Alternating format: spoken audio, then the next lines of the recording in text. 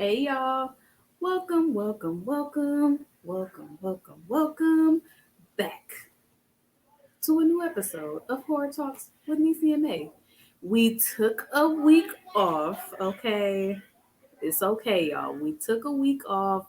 We had to handle some things last week. We just needed a break, and it gave us a nice break to really think, process how we want to talk about Scream 6. Now, if you haven't seen Scream 6, you might not want to watch this video because we've been holding all the spoilers till now.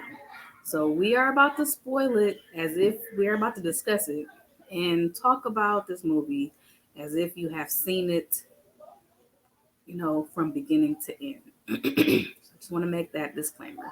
But before we do make that disclaimer, I do want to thank everybody for joining us, for watching us week in, week after. We've been doing this for about, mm, we've been doing this since January. We started this thing up in January talking about all the Scream movies. We even talked about the Valentine movie. Oh, such a classic slasher movie. We also talked about Tales from the Hood. We talked about Urban Legends, the first one and the final cut. So, yeah, we have a variety of different movies that we talk about. We are both horror movie fans. That's the big takeaway from this channel. Hey, we are big horror movie fans. We love horror movies. Even some of the bad movies, we still are a lover of those movies as well. So while we're waiting on Nisi to join us, um, I want to talk about our. Well, I can't speak for her, but I know my first reaction to seeing the movie Scream 6 in the Big Apple. I was fairly impressed. I was on my seat, the edge of my seat the entire time. It was so good. Now, I can't lie. When I watched it the second time, so many things pointed to who the killer was. And Scream, all the Scream movies are a classic whodunit. At the heart of them, they are always a whodunit. We are playing a game of clue, basically, of figuring out what the heck, who the killer is, why they're the killer. We ain't gonna find that out till the big monologue at the end, which they always include. But hey, I'm always down to figure out who is the killer. And upon the second time watching it, I knew who the killer was, but now I'm watching it from the perspective of how do they foreshadow who the killer was. And one thing Nisi said that I hadn't noticed is that instead of looking at what they're showing, you have to specifically look at what they're not showing. So, what are they not showing? Who are they not showing get stabbed, get killed? And on top of that, not only who's not getting killed, stabbed, or hurt, you have to understand that each person that got killed in this movie got killed in a very graphic way where you know for sure they are dead. You are going to see the knife go in there, you're going to see the knife go in their flesh. So that was a good indicator. And, you know, paying attention to it the second time around, I'm like, mm, okay, I get that. I get that. I get that. So yeah, without further ado, we're just going to rip the band-aid off, take the cat out of the bag. So the killers for the movie was we actually got three Ghostface. So thinking about it now, it's like they really didn't have to try hard. Like the killers who were going after the sisters, they really did not have to try hard because it was both the roommates. It was the roommate of Chad and the roommate of Tara. Like it was their roommates. And their dad was the one who was orchestrating the whole thing. And that made so much sense because Mindy definitely said it. She definitely said it in her monologue of like, hey, here's how this is going to go. We are in a franchise and there are no rules. Like we are this all bets are off. Main characters, they died. So yeah, this was at the end I was surprised. Not gonna lie. I was surprised when we got to the end. I'm like, oh. So when the first Ghostface came out, I'm like, oh. Second Ghostface came out, I'm like, what? And of course, the dad, he wasn't wearing no Ghostface suit, but he also, like, he orchestrated the whole thing. And it started to make sense of why they were receiving calls from Richie's number. And it's like, interesting enough that, of course, Richie had a family. And his family is looking at him like, hey, but yeah. So, what did y'all think? Did anybody see it? What were y'all first impressions of it? I personally, like I said, I loved it. It was done very well. I wasn't aware that Nev Campbell wasn't going to be involved in it until pretty much the day of. So I was like, what? She's not involved in this? It's a pay issue. So I'm like, oh, okay, whatever. And I'm going to click Nisi in right here. She can probably add on to what in. Hey, girl. Hi. Sorry, I having some difficulties with my damn computer. Is just not wanting to do anything right now. Hey, I was right there with you too. I'm actually gonna take my glasses off too because I want to see my reflection. Yep, see, that's what's wrong. So No, we're live. if you don't, hi everybody. Hey. So yeah, I was just catching everybody up on, you know, our reactions after we saw the movie. And I pretty much was ripping the band-aid off of like, okay, we're gonna cats out the bag, we're gonna spoil everything. Everybody should have been synced by now. And yeah, we got three Ghostface. Well, two Ghostface and a bonus. And So yeah, well, yeah. technically 5 if you count the opening. I mean, yeah, that too. Technically, We had a bunch of Ghostface up in here. And yeah. I was just saying, upon my rewatch of it, because I went to go see it that Saturday that it was released. No, we went to go see it Sunday. And We went that Saturday. yeah, so it was like it was clear as day in our face who the damn killers were. And they honestly didn't have to try too hard because it was the No. roommate. Yeah. I mean, like it was so easy, and the way Mindy explained it in her whole like monologue about the rules and we in a franchise and all this. She called him out literally like, yeah, the lottery for the roommates can be it can be rigged, and what she Yeah. said. And then why the hell would they put out a random ass ad that anybody off the street can like? Do y'all know? Do y'all not know? And I get it. Tara was so like, oh, I don't want to let 3 days ruin my life, but it's like, bitch, It can. it definitely can. Like, what the hell? Like, you need to be prepared. Don't put out like you don't need to be on the low. Like, why are you putting out an ad? So it was very clear as day that yeah, roommates did not have to try too hard. And with all of these movies, all the Scream movies, they are basically a whodunit. And it's like a game of Clue. Like we're watching this Clue game happen, and you gotta pay attention to what they're not showing. That was my biggest thing on the rewatch. I was like, okay, what are they not showing us? Because, like we said, this movie was very gory, very bloody. And everybody who died, they died. Like you saw guts, blood. You saw it was very graphic. So when they killed the first roommate, they didn't show her getting impaled by anything. It was just a body. So it was like, interesting. And like you said in the theater, the other roommate, the guy, he never got attacked. So of course it's like, But one thing I did notice is, in every fight scene, chase scene, all of that, the Ghostface was getting hit by some shit, especially with Gail. Like she was fucking them up.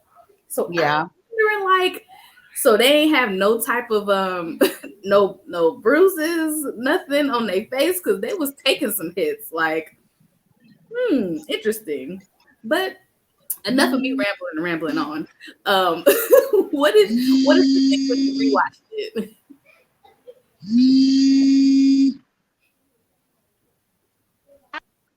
Am still like super impressed with the opening scene. Like I like the fact that it was outside at the bar, like because usually the opening scenes are like in a confined area. Yeah. So the fact that she got her call like at the bar. Yeah.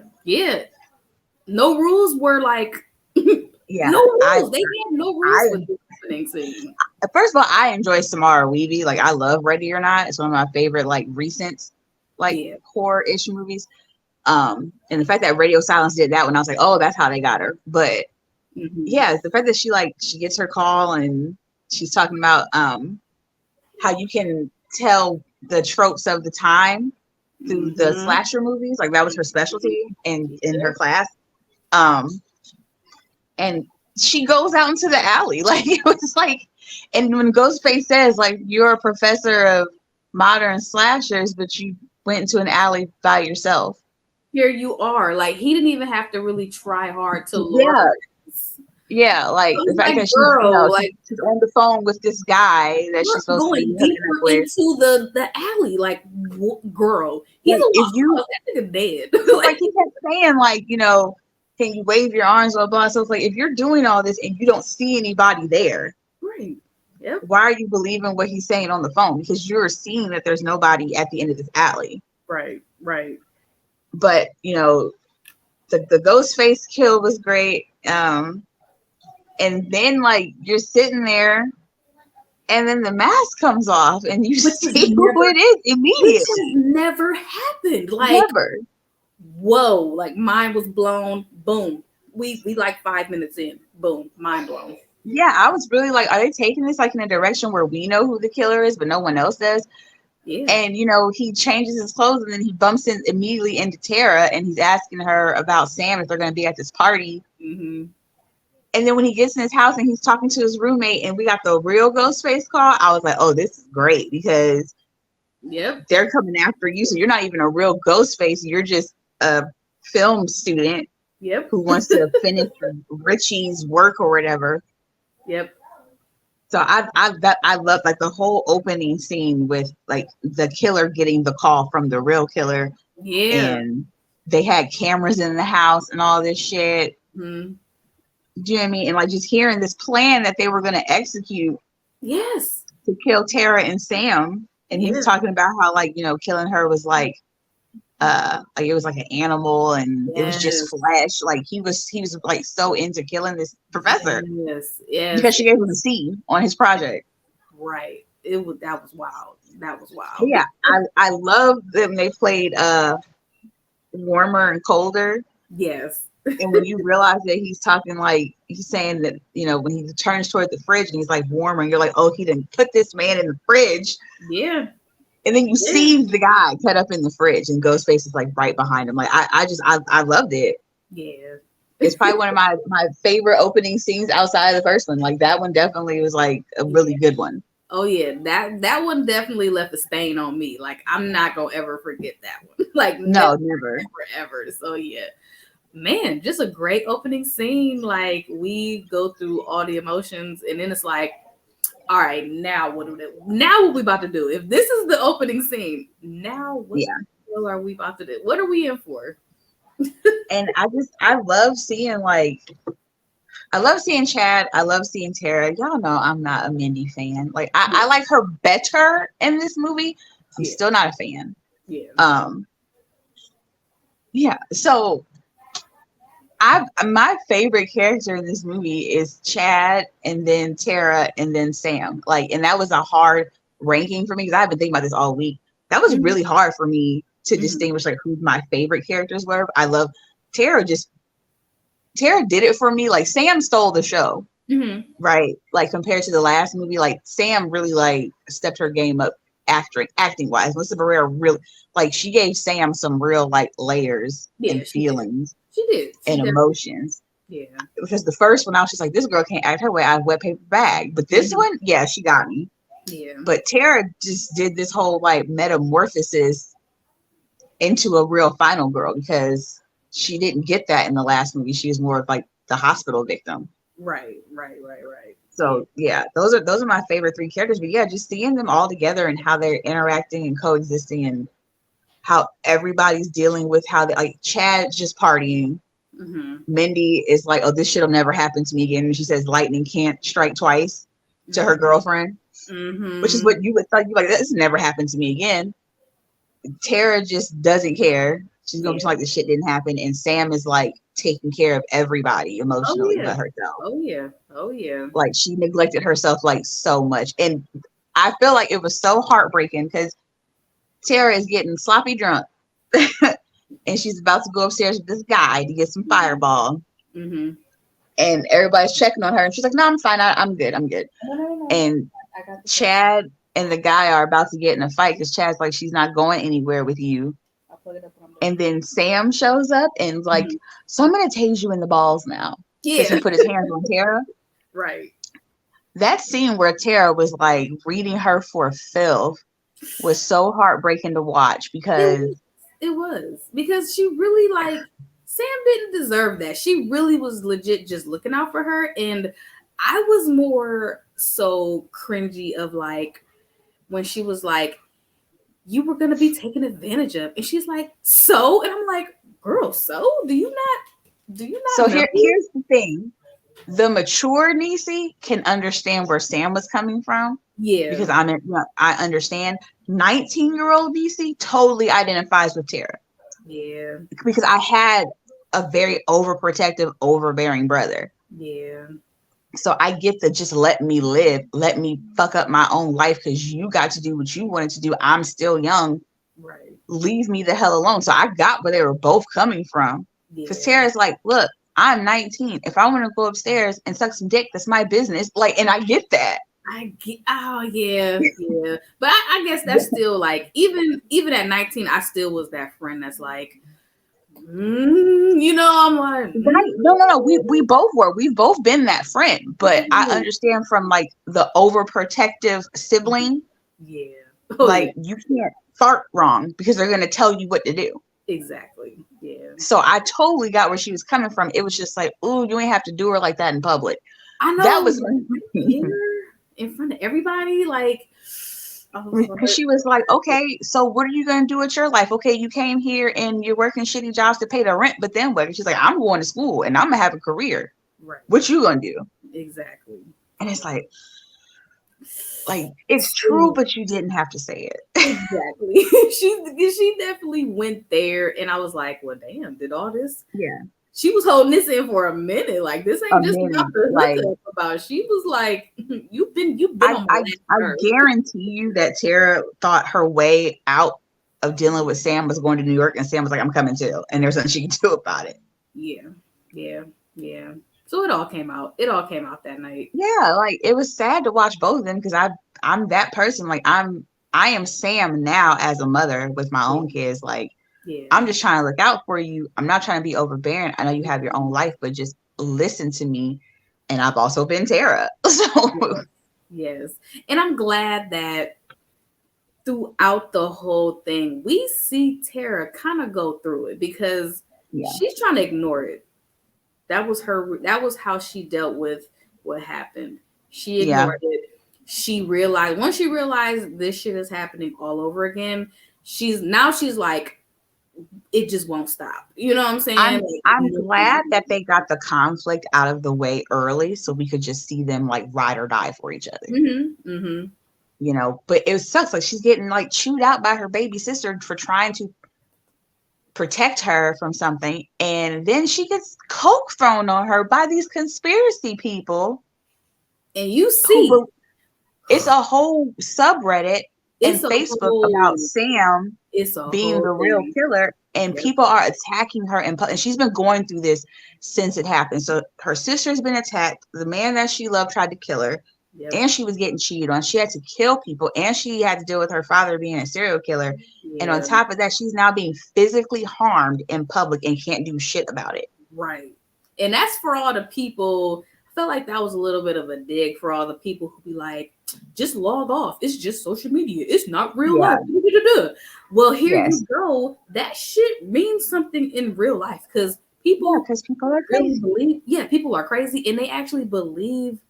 Like, it's so easy to persuade the general. Like, there's always gonna be people you cannot persuade, or the people who you can persuade to believe some crazy shit. And it was like they, that happens, and they're getting recorded because Sam's about to whoop this girl's ass, rightfully so. Yes, she should. And when they go home, and I love the fact that, like, now maybe I'm just been around too long, but like when they first showed Sam looking at the neighbor, I was like, she's tapping that.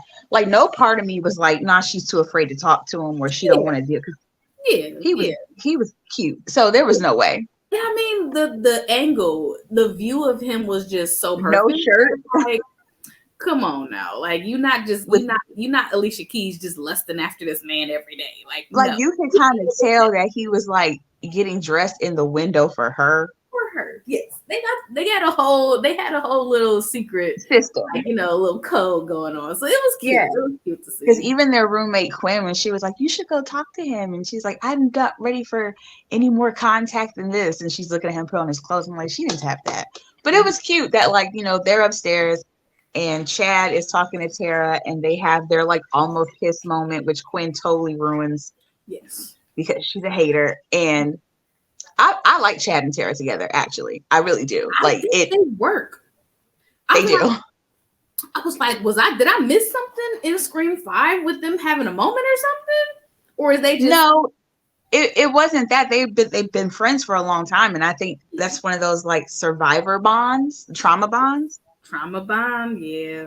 But it's different when it's a person that you actually know and care about versus someone that you bond with just over your traumas. But I like them together, and I like that they didn't like rush it right away. They built up their relationship throughout the movie. Like, I enjoyed that. It was very cute.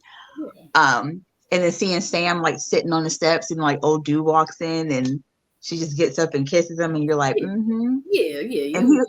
but I love when he was like, what if women who won't be seen with me in public is my kink? I about died, because I'm pretty sure there's a lot of men out there that are like that. Of course. Of course. Yeah. They're totally fine with not being seen with you in public. Mm-hmm. And they have a moment, and then Chad's like, hey, you got to come upstairs. And it's on TV that the two guys they went to school with have been killed, and there was a ghost face mask left behind at the scene. And this is when I started to pick up, like, okay, who this might be based off of the fact that, like, Sam's like, bitch, we leaving. Yeah. Rightfully so. Like, let's roll. Yep. And because Quinn had a conversation with Tara before Chad came in about losing her brother. And I always listen to stuff like that, because what else would drive a revenge plot than someone losing a family member in the previous movie? Perfect. Like, okay, if we're before where a family member avenges. Right. So if we're doing requel sequel franchise, right? So we're going based off of part 2 now. We're recreating somewhat of the same narrative. Right. Mrs. Loomis was avenging Billy, so someone's gonna come avenge Richie or Amber. Yeah. Now, when she says she lost her brother, my antennas already went up, number 1. And then number 2, when Tara was like, can we please figure something out before you destroy my whole fucking college career? Mm-hmm. And Quinn's like, well, my dad's on the phone for you. Like when they were like, well, can you call your dad? He's a cop. I was like, oh shit. Now we got a cop involved. Mm-hmm. This is gonna get messy because cops are like known for doing dirty shit. So the fact that like he was like, well, I was already gonna call you. Like it's very convenient that you were already gonna call her because her license got placed at the scene of the crime. So that also means that somebody close to her in that house was able to get her license at some point to leave it there. So I was already number one, like, okay, it's Quinn is one of them. Yeah. Because that was the only other person in that room besides Mindy's girlfriend. And I'm sorry, Mindy's girlfriend seemed like such a small character. Yeah. Like she wasn't really a part of the friend group that I immediately went to Quinn. Plus, there's something about movie tropes to me that I thought nobody ever talks about, but the redheads are always the villain. I mean, I'm glad you said that because it is a low-key thing. It's like hashtag justice for gingers. I couldn't imagine being a natural redhead and always being a villain in any media. I mean, somehow, some way, the redheads have something to do, or they are like somehow, some way. Like this is crazy. Like this is. I'm not even gonna hold you because this is gonna make you laugh out loud. But I was in the theater. And after Quinn was like, yeah, I'll call my dad for you. And she brings her the phone. I shit you not. The first thing that popped in my head was red herring because I saw her red hair and I was like, oh, they're trying to throw you off because she looks like a villain. Yep. So, yeah, they like, they left her ID at the crime scene and they go to the police station. I love Tara's like, I'm coming with you. And Tara's like, don't go. And she's like, stay here. She's like, oh, now you want to split up? Like, now we need to split up. Yeah. And we get that bomb ass first call for Sam and they call from Richie's number. So I was like, okay, cool. So now I know Quinn is somehow connected to Richie because they're calling from Richie's phone. And when she said, I never took his contact out, I was like, okay, clearly they have the phone. Yep. And when they are going back and forth and she's like, this is not going to end well for you or whatever. And he's like, you better watch your back. So you better watch yours. And the ghost face pops from behind Tara in the middle of the fucking sidewalk. And then we get the bodega scene, which I'm so glad they got this out the way early because I really didn't want to wait all night for this scene. Yeah. That bodega scene is everything for me. Oh yeah. It was wild. That was wild. It was like seeing Ghostface with a gun. Yeah, like this nigga shooting people now. Right, because I mean, yeah, they had guns, in part 2. After they were unmasked. They didn't have guns in the costume. So seeing like Ghostface with a pump, like yeah. And it was so sad because like they ran in there, but it's so New York too. Dude was like, you got a fucking problem, and he gets like completely stabbed the fuck up. And you see like 4 people run out the door. They got the hell out of there. I was like, yep. Like, that would have been me. Shit. That would have been me. I'm out of there. And the store owner's like, go out the back door, but it's locked. He's trying to get the keys. And when he looks down, like he gets got, and Ghostface grabs the shotty and blow that ass away. And just the tension of them trying to crawl over the glass and shit. And like you're hearing them breathing and like seeing like the mascara running and shit. And they finally just like push the shelves over on him. And the motherfucker was gone. So they hadn't even gotten to the police station yet, and they've already been attacked. Yep. Right. So, and even like Chad's roommate, right? Like Ethan, because he's, spoiler alert, he's Quinn's brother. So, which is Richie's brother and sister. So, like he gave me off vibes. So like it's always like the little weird nerdy ones or whatever. But yeah, so but I couldn't peg him just yet. You know what I mean? Yep. It was still kind of early. It was still kind of early. When they get to the police station and her dad is like, okay, the DNA was found at the crime scene. It's Richie Kirsch's mask. And I love how, because I honestly feel like Tara is my spirit animal, because the way that they were so casually talking about how they killed these people, like they were like, she was to a point over it. Like you could tell she was really doing everything to get over it, because she was just like, he was like, was there anybody around that would want to harm you? And she's like, nobody alive anyway. Like they did. Right. Yeah. Like even Sam had so much hurt when she was telling the therapist in like the first opening scene about what happened to Richie, and she's like, I stabbed him 22 times and sort of stuff. Like, she was emotional about that. Tara was Woo. just like, yeah, they did it. Moving on. Yeah, and that was a whole thing too. Like, she laid it all out for her therapist, like, just to get yeah. completely like tossed to the side, like, and talking when she's making threatening remarks. Like, she didn't say nothing threatening. Like, you literally pulled it out of her to tell more. Yeah.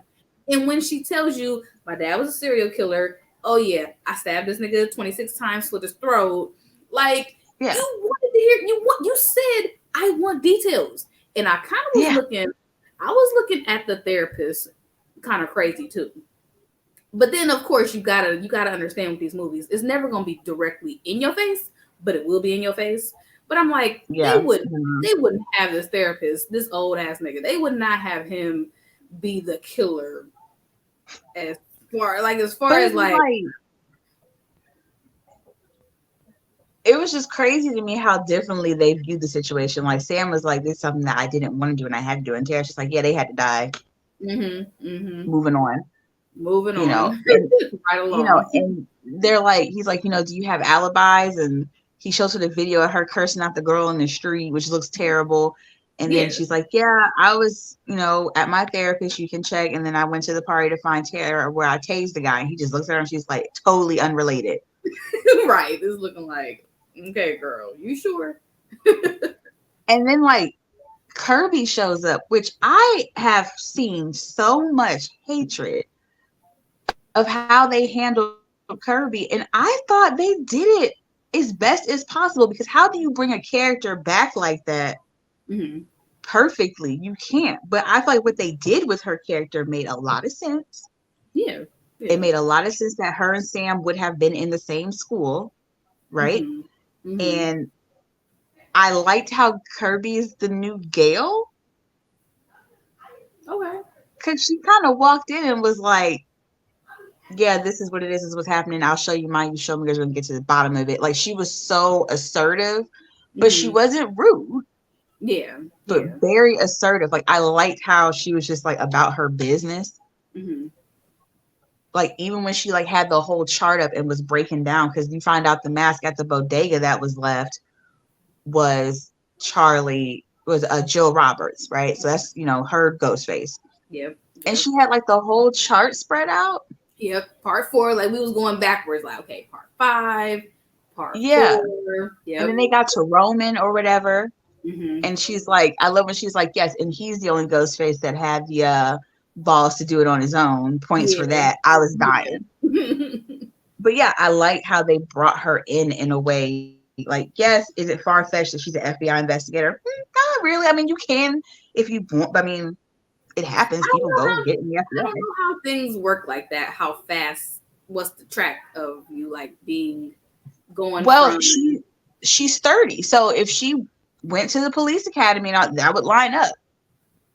It could, yeah, because I mean, we got to keep thinking. Scream 4 happened.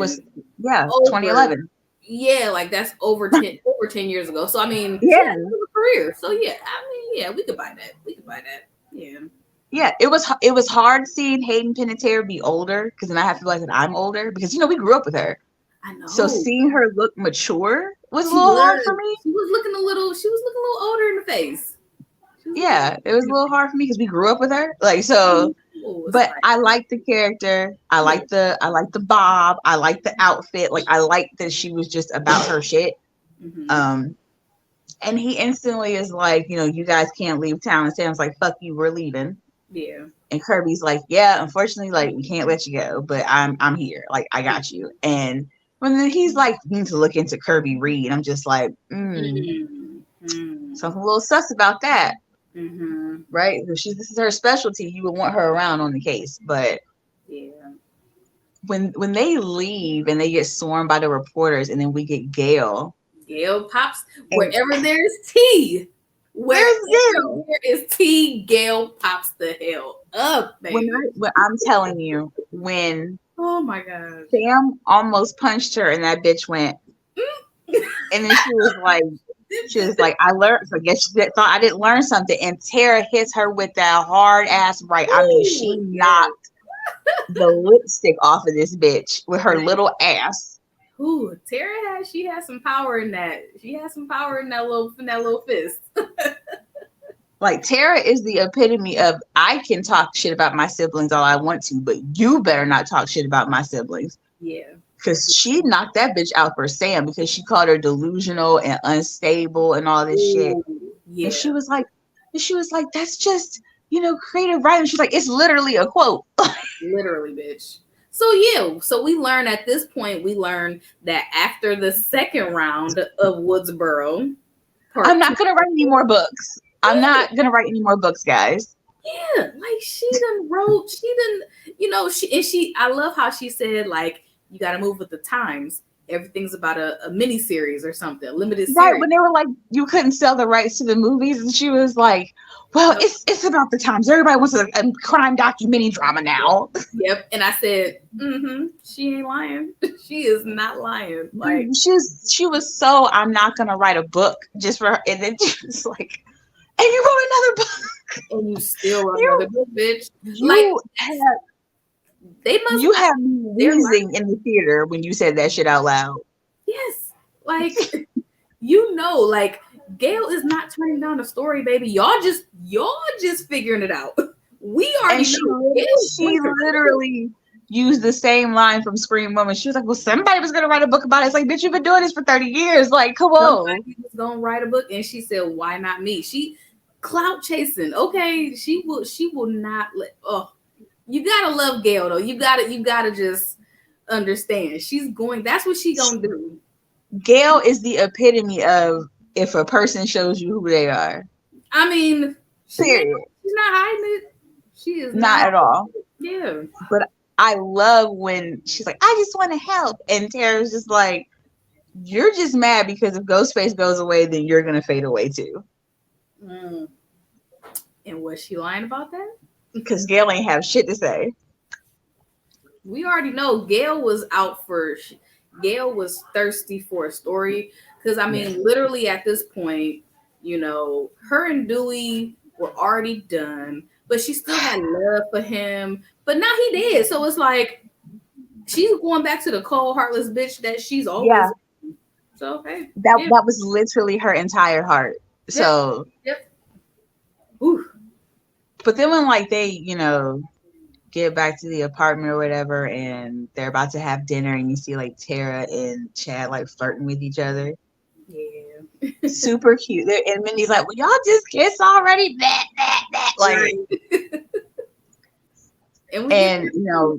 They're going to make, Sam's like, you guys have to stay here. We're going to stick together. And Mindy and her girlfriend there, and they're talking. And then it comes on TV that Sam is the prime suspect. And that was I felt so bad for her. She couldn't catch a break. At all. They use that same video clip of her yelling at that girl for throwing a Coke on her against her. And I appreciate that they had Tara sit with her and be like, look, none of us are going through what you're going through. Yeah. Yeah. And I appreciate you, even if I don't know how to show that. Because she needed to hear that because she was breaking. Oh, yeah, for sure. And it's also a jab at, I love how this movie was very self-aware of itself. Very self-aware with the times, because that clip of her cussing that girl out was taken so far out of context. Because they didn't even get, and I feel like we see so many, we scroll and see so many videos, we don't even know the whole context of it. But we see we just react. We're quick to judge what we saw. Yes. Out of this 3.5 second clip of her saying, you want to come at me? But you didn't see that she threw a pop on her. Y'all didn't even see the whole story. It was pretty sad. And them just rallying around her and letting her know that, she's like, I'm the most hated person in the world. And they're like, you're not hated in here. And we love you. And then Chad's like, core 4. Yep. Core 4. Core 5. And everybody was leaving him hanging. He's like, come on. Right. Core 4. And they all finally give in. And it's such a sweet moment. But then the boyfriend is across the street and he sees Ghostface in Quinn's room. So that whole moment just gets pulled from under you, the sentimental moment, because now you're on high alert that he's already in the house. Right And I don't know what it is about this shit that tickles me, and I laughed out loud both times because they made sure whoever played this dude was so New York, Yeah. because he was like, "Hey, yo, Yeah. yo," he's like, "I see you, bitch. I Yeah. see you." Yeah. So just so hardcore. I love it. I loved it. Now, I'm still campaigning that the boyfriend is dirty. I'm sorry. I know that they're trying to pull a Derek, and Derek was like so wholesome and he got killed, and I get that. But Right. you're not going to tell me, okay, he's waving her down. She doesn't see it. He calls her. She doesn't pick up. That he wouldn't have ran his ass across the street. I know, right? Or call the police. Or call the police. Yeah. Yeah. I was like, Because so much went down and he never called the police. yeah, he still was in the window. Still was in the window. And he helped him get across, but like you couldn't have called the police like when you see she didn't, like you saw her ignore the call. Because it's New York. So police can be there.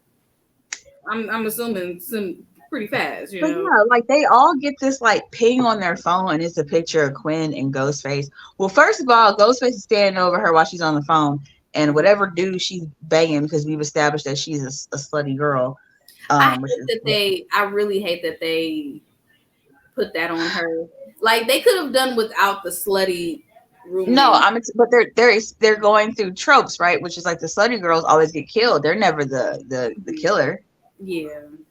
Because if you're a slut, that means you must die. You know, very sins. So I get why they did that, but he goes in the bathroom where old dude was, and I'm sorry when she was like, "And don't use my face wash. It's pH balance for women." But he goes in there and they get the ping and he's attacking Quinn and they hear it and they're all just standing there and Mindy's like, run. And as soon as she says run, like they burst through the door and Quinn's body falls on Annika, which is Mindy's girlfriend. And Tara and Chad are gone. Like they made it out the door and then Ghostface closed the door behind them. And Sam runs to the kitchen for knives, but the knives aren't there. So you're like, okay, whoever Ghostface is someone in that house because they took all the knives. They took all the weapons. Right. So poor Annika, like she got it. Oh. And that's what I was saying earlier. Like this movie did not hold back on show. No. It was like I feel like everybody took one to the gut. Yeah. Everybody took a stab, a cut, a slice to the gut. And and it's crazy because like, you know, Mindy does, like you said, the rules like before this happens and they're at the college and she's going over the rules of a requel sequel, but it's a franchise and like everybody's expendable. Yep. Everybody's a suspect. And she literally called out Ethan and Quinn. Literally and, to their face. The cop dad, she called, like she was checking off. She boxes, told us, like, and that's why I say these movies, they tell us who's the killer in our face, but then they don't tell us in our face. Like it's so weird, so funny. Like even she was like, "I'm sorry, never trust a love interest," like to her own girlfriend, and to see Annika get it, I feel like Annika got it the worst in the whole movie. Yeah, death wise, because the way like she got stabbed and then she got like it pulled up. And then they like Mindy gets cut and they have to like block him in like another room with the door with the dresser. And Mindy's like pushing with this fucked up arm and Annika is just bleeding out like before your very eyes. And just seeing her in Mindy's final moments, it was like her, like Sam's boyfriend like gives him the ladder and he's like, "You have a better idea?" And she's like, "No." So Sam goes across and then Mindy goes across. And when Annika says, "I'll be right behind you," and they have that last kiss, like, you know, she's not going to make it because she's too hurt. Yeah. And I feel like Annika went last because she knew, like, I can't even move. Yeah. I'm going to slow them down. She knew she was, she knew she wasn't going to make it. And it was just so cruel. Like, seeing Ghostface just like, "Oh, I don't need this knife. I'm just going to throw this bitch off a ladder." Like, that was some cruel shit. Like seeing her shake on that ladder and you know she's not, because I couldn't imagine like the pain in her abdomen from that cut. Yeah, like trying to crawl. She damn near almost should have had. She would have made it had they not stopped and told her to like hurry up. Yeah. Yeah. But just I couldn't imagine the pain she was going through. And then when you see, like, I for sure thought, okay, I know she's gonna fall off of this, but they're gonna cut away, right? No. Mm-mm. And they show you her face, and that is probably the worst death to me in that movie. Yeah. Ooh, it was rough. It was rough. That one was rough. Like, poor fucking Mindy. And the way the way that they're handling Mindy as a lesbian is very refreshing. Because they're not like, they're not overdoing it. You know what I'm saying? They're not they're not stereotyping her, and they're not using it as a plot device. Yes, and they're not making like one butch and one, like, they're not doing that. They're just like, two girls. yes, like, Mindy is a lesbian, but that's not her defining characteristic. It's kind of like saying Mindy has red hair. Like, it's not, it's just a part of her. And I like how they're handling that. You know, in most situations, like, they either try to like force like lesbian kisses, or they try to make being a lesbian their whole personality and have them have these big monologues about their sexuality, which is so like stereotypical, kind of like when you have the black person, you know. So the fact that they're just letting her be a character and not a caricature, I like. Yeah. Like, I liked her and Annika. They were so sweet together. Like, even seeing Annika stand up for Tara at the party was like sweet. Like, Annika was just really down for the cause. Yep. And she was an unfortunate casualty. And when you see Sam in the morning smoking that cigarette, looking like she'd have been through hell. Yeah. Oof. And then the dad comes out, you know, because Quinn's dead and he's crying. That ugly ass cry. Oh, that was an ugly cry. And Sam tells her boyfriend, like, this is because of me. And she's like, I don't know who to trust. And when he tells her, don't trust nobody, don't trust me, don't trust anybody but yourself. And he's like, I get it. And he just walks away. And I was like, okay. It sounds familiar because Derry did the same thing. Exactly. And then Gail shows up, Gail and Kirby, which is fucking hilarious. I love when Gail shows up and she's like, are you the cop? And he's like, yeah. And she's like, well, you might want to see this. And Tara's like, I'm sorry for hitting you. And she's like, no, you're not. And she's like, I'm not. Yeah. Like, we're not about to even fake it. Like, we're not about to be making fun of you about it. I'm not. Whatever.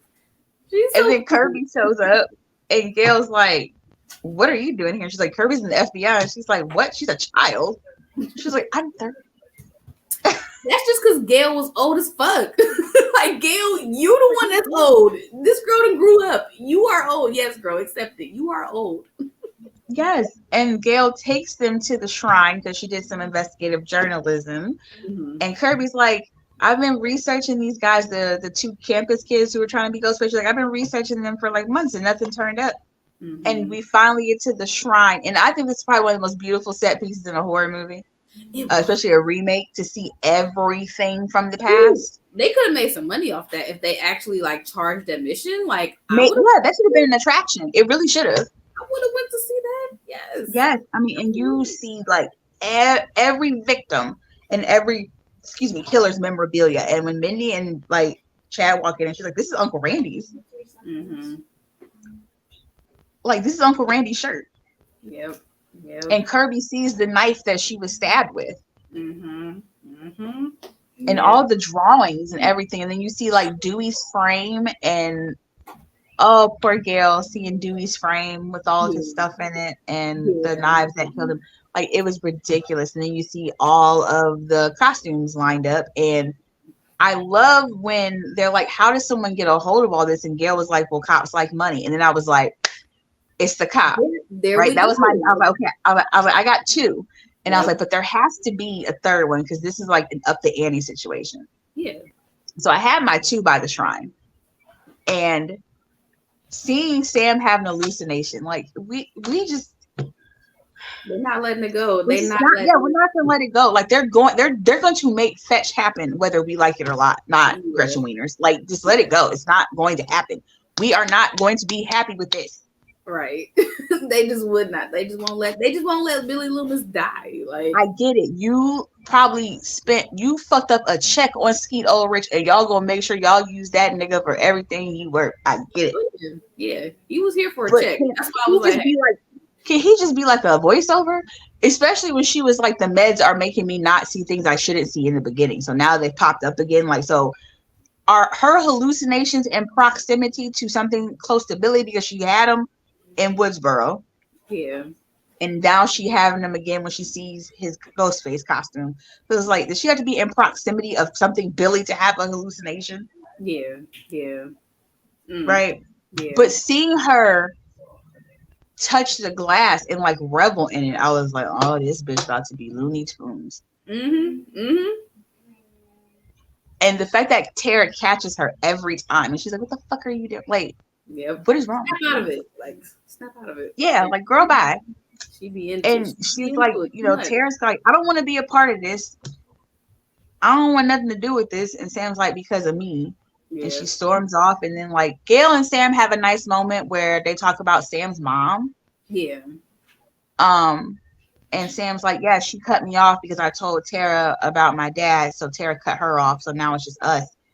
And she's like, what do you do? And Gail is like, she's like, you know, with all due respect, fuck your mom. And she's like, you know, you just make a family out of all the misfits around you and you keep moving forward. And I thought that was really sweet. I also thought it was sweet that they let Gail be the one to say what happened to Sydney. Yeah, yeah. And I mean, they did it in a way where it's like, we're going to move on. Yeah, and she's like, look, she deserves her happy ending. Yeah, she got her kids and her husband. And they left town. Yeah, they hiding. And to be truthfully honest, that makes the most sense because out of all this time, Sydney show up in New York of all places. Now Gail lives in New York and she's in the whole, you know, news and everything. But it literally logically made no sense for Sydney to be there. Yeah, it was done respectfully. Very done. And I feel like, and you see the line, and you know, I love when actors do this as like a wink in the gun. She said she deserves her happy ending.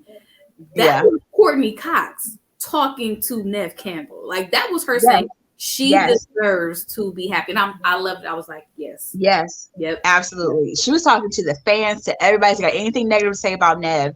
Yep. She deserves to be happy. Let it go. She's not Sydney anymore. Yep. And I thought that was a beautiful moment. Like I said, Gail has some good key motherly moments like that. Yep. But seeing Kirby and Tara, which was such an unlikely pair, but I liked their scene together when she was like, you know, how did you get through this? And she was like, I decided I wasn't going to be afraid of monsters anymore. They were going to be afraid of me. And Tara was like, I like that. Yep. Right. And then they come up with the plan on how to trap Ghostface. And of course, the detective is there, Gail is there, and Kirby's like, okay, I'm sorry, no press. That's the law. And I was like, fuck. So when they go to like the park and what they're doing a sting where they're going to have Ghostface call, right? And they're going to catch Ghostface like in part 2.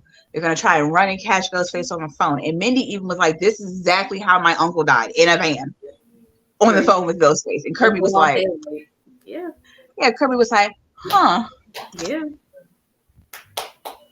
And I also love when Chad snatched up Ethan when he was like, where the fuck were you? My sister gets attacked and you're nowhere to be found.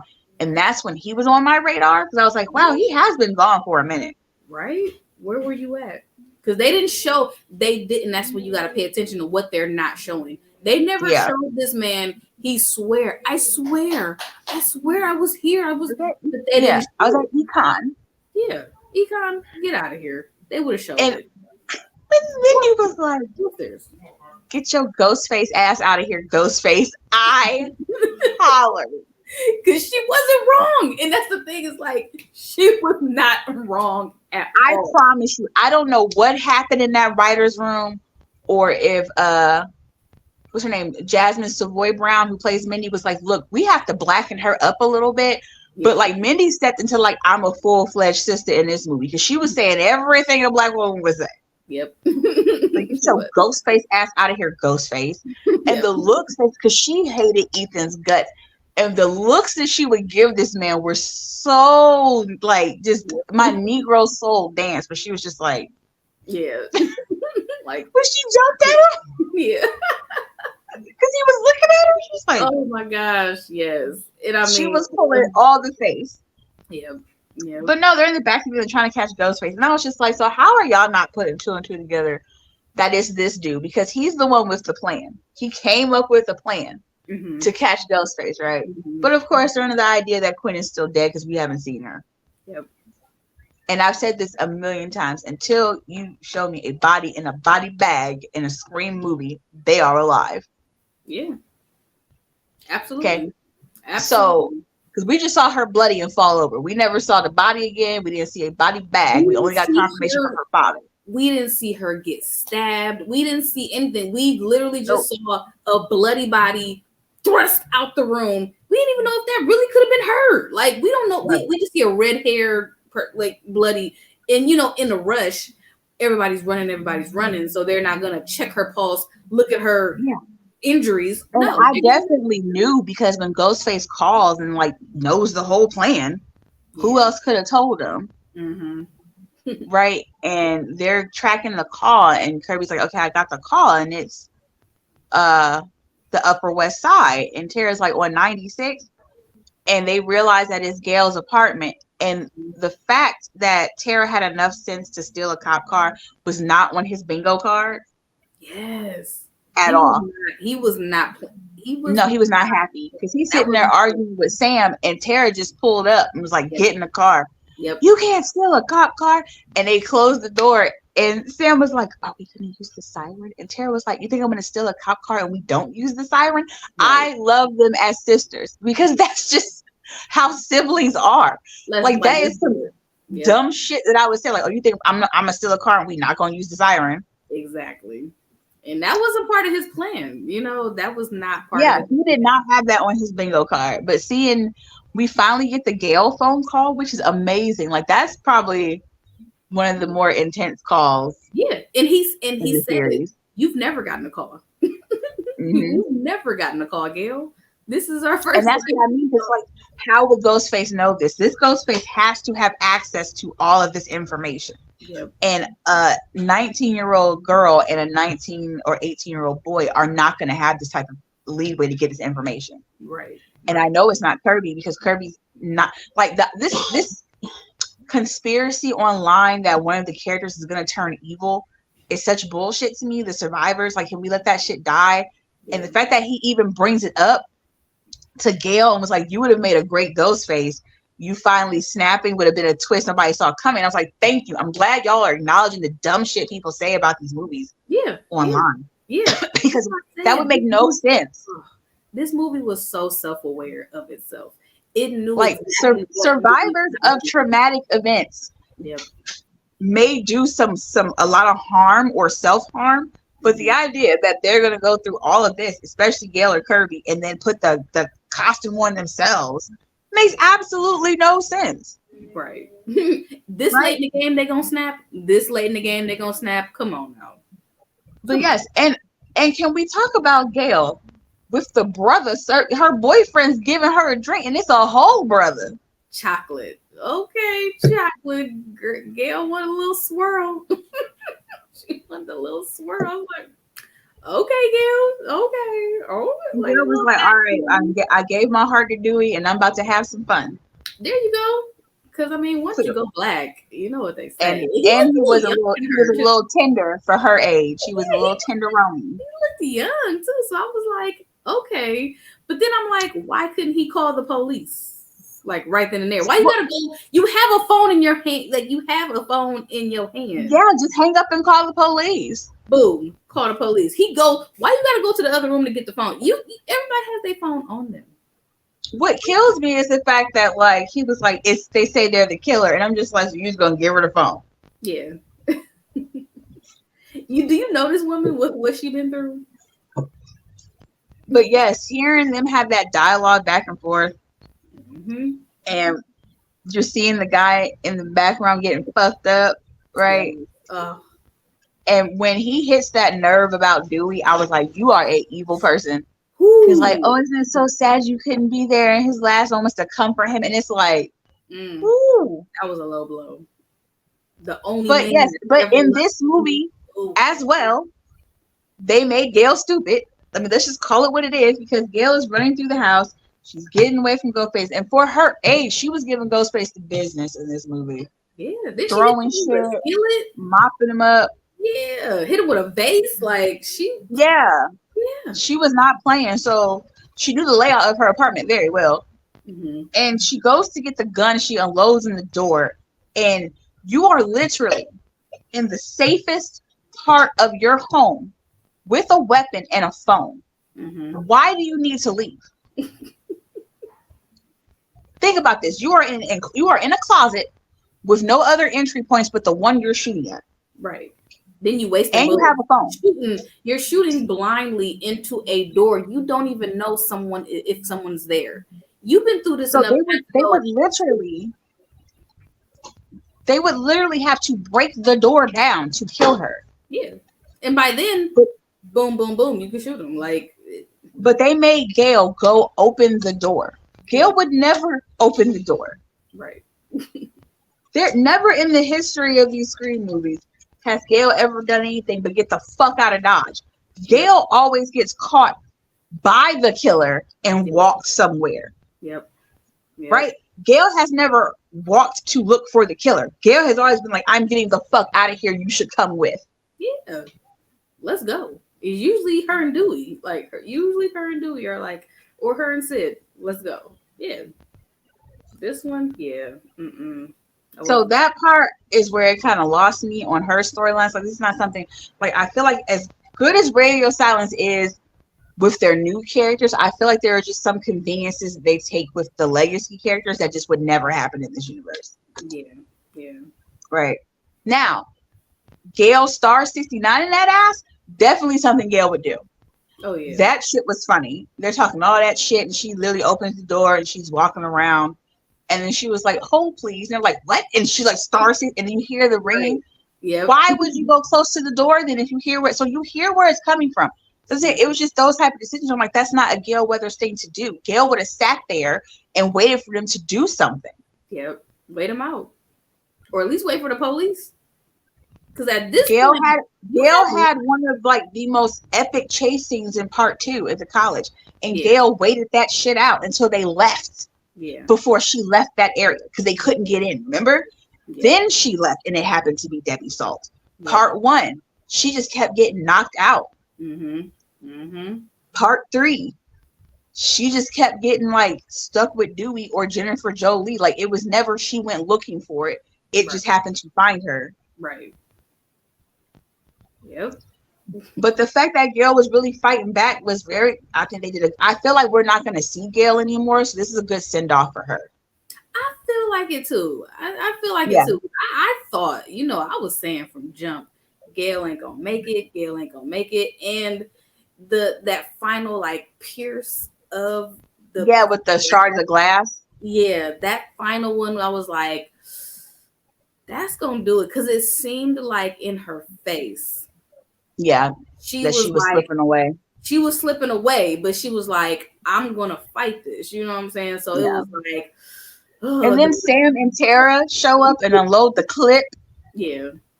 Sam unload the clip, Ghostface takes off, and Gail's just like. Nobody chases them.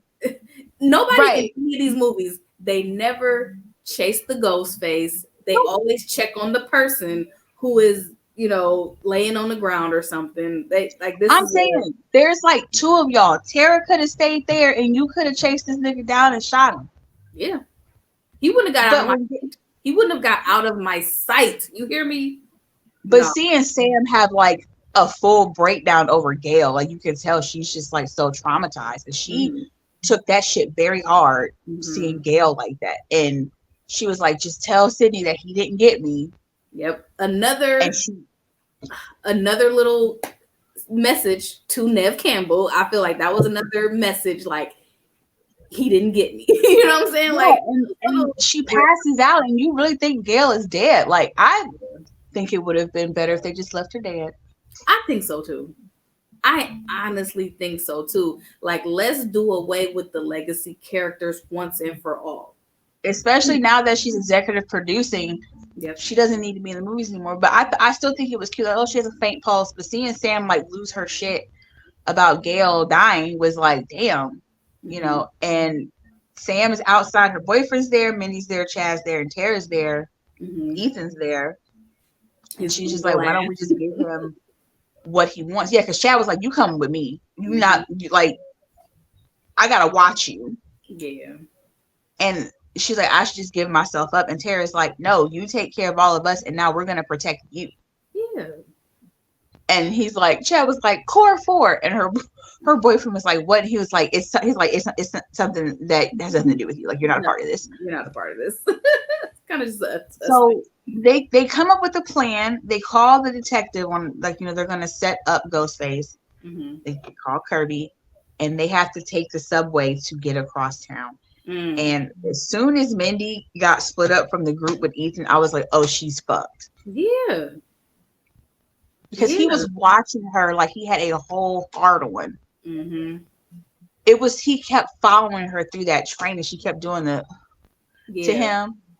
And she is in the back of the train. She sent the message talking about, yeah, I'm with Ethan, aka I'm with, yeah, because the messages weren't sending, and she's like, yeah, I'm in the Lex car with Ghostface, with GF. Right. Right. And you're seeing all these Ghostface costumes, because the Ghostface costumes have skyrocketed in sale again, so everybody has them. Oh yeah. And you see all the different, like, you see Freddy, Pinhead, Chucky, like all these, you know, Babadook, all in the background for Halloween. Right. And you see Mindy just get further and further into the back of this train, and you see that Ghostface look at her, and I was like, okay, my brain was like, okay, this is definitely Quinn, because I'm looking at Ethan, and the detective is on his way to where they are. That is the only other character in this movie that it could possibly be, because everybody else is visually accounted for. Yep. And except for Kirby, but I'm like, Kirby was never on the suspect list for me, never. Yeah. And when she gets stabbed, they should have let her die. I feel like the running theme of my number one critique is, why didn't you just let these people die? Like, yeah, Mindy should have died, bro. She got like fucked up twice in this movie and escaped death. Like, she should have died in that subway. She got fucked up in the last one. When she got cut that first time, she was leaking. Yeah. She was profusely bleeding. So with her being stabbed in the train in that manner, they weren't graphic when they were showing it. That's why I kind of thought she was gonna pull through, because they didn't show too much of it. Which I'm like, you know, I agree with you on that. I'm just like, why does these characters continue to live on when we should, like, we could have had Randy for another movie? Like, I am so mad that they killed him off in the second one. Like, I'm so mad. Like, I'm just like, I understand that you're in New York and you're on a subway and it's easy to get medical attention. What I don't understand is, what is the point of getting her alone on the subway car? What is the point of stabbing her if not to finish the job? Because you got away very easily. Yeah. That should have been another body. I mean, I get, you know, that should have been another body. I mean, I get it took her out the rest of the movie, but that still should have been another body Ghostface caught. I don't care. I know people love Mindy because it makes them feel like Randy's still there with us, but this is not Randy. This is Mindy.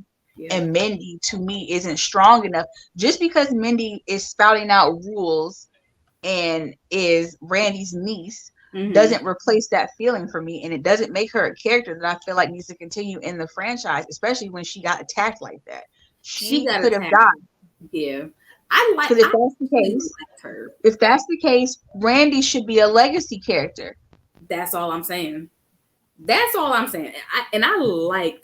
really liked Mindy this movie. She was my favorite, and I was like, by the end of the movie, I'm just like, why does all these people, especially finding out Gail was stable, Mindy's stable, like Kirby stable, like everybody just stable.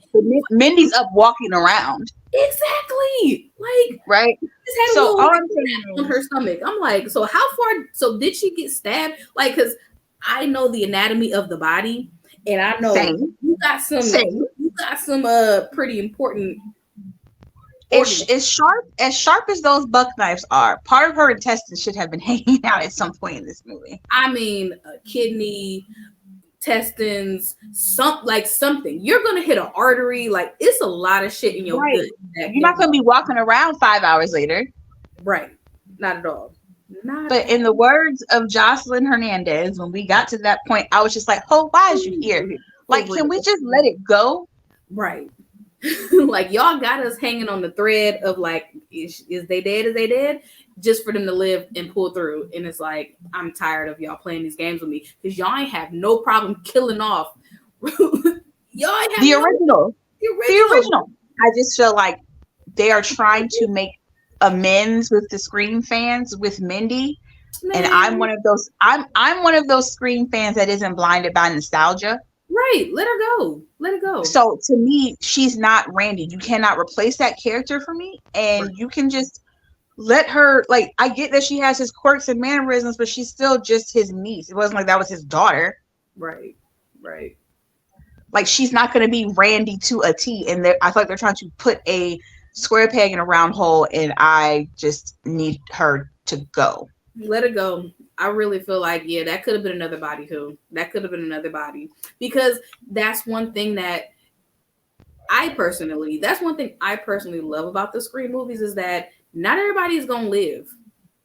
You know, you're gonna lose some. That's the part that makes it hurt, and that's what brings you back for the next movie. I'm just saying, you're telling me that you're gonna kill off Dewey. I dodged a bullet 9 times, Riley, but you're gonna keep this girl? Yeah. It doesn't make any sense to me. Whatever. Moving on. But we get to the theater. Kirby's there. One movie, like that's the thing. Y'all played in our face, and she got it. Her and Chad, they got it. Okay, we're gonna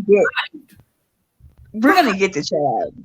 Yeah, we're gonna get there too, because that was another one where I was like, so they get to the shrine in this theater, and Kirby's like, okay, we're making this whole place a kill box. When they come in, they can't get out. I have one gun. I'm the only person who's gonna have it, and that's it.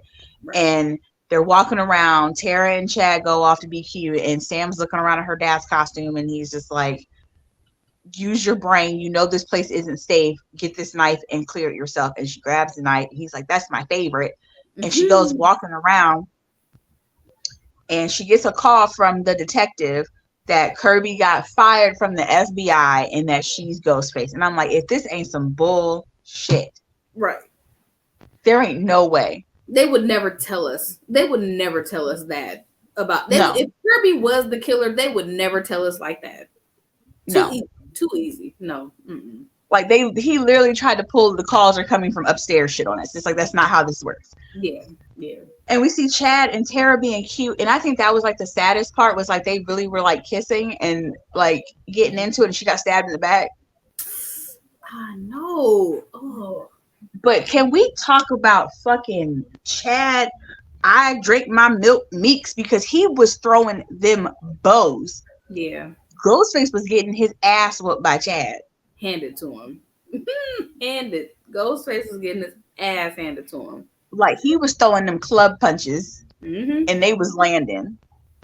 But Tara gets stabbed. He beats Ghostface's ass. They run to Sam's like it's Kirby.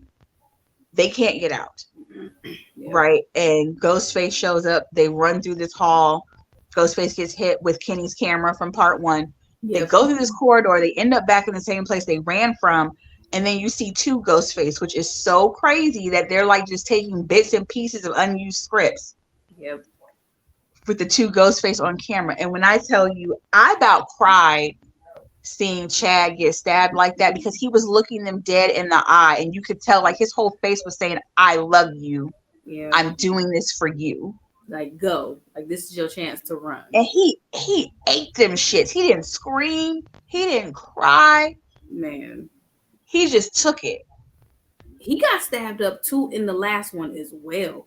I was like, and I mean, when he got stabbed up in the last one, he was like gurgling blood. Like, I thought he was done for. And this is another one I was like, how many, like, I know he didn't get shot, but how many stabs can this nigga? They treated his ass like a voodoo doll. Okay.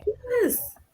I was like, no. So Sam and Tara run out into the main part of the shrine, and there's this weird movie playing in the background, a homemade stab movie. And then Ghostface shows up, and then Kirby shows up, and they're like, we know it's you. And she's like, I just got knocked out. Like, she's bleeding. And she's like, I got knocked out. What are you talking about? Right. And then the detective shows up and he's like, get away from those girls. And she's like, are you fucking kidding me right now? It's probably him. And he like shoots her and she goes down. And then you see the two ghosts face next to him. And I was sitting in my mind going, I got it. I got it. So I was like, damn, she got it.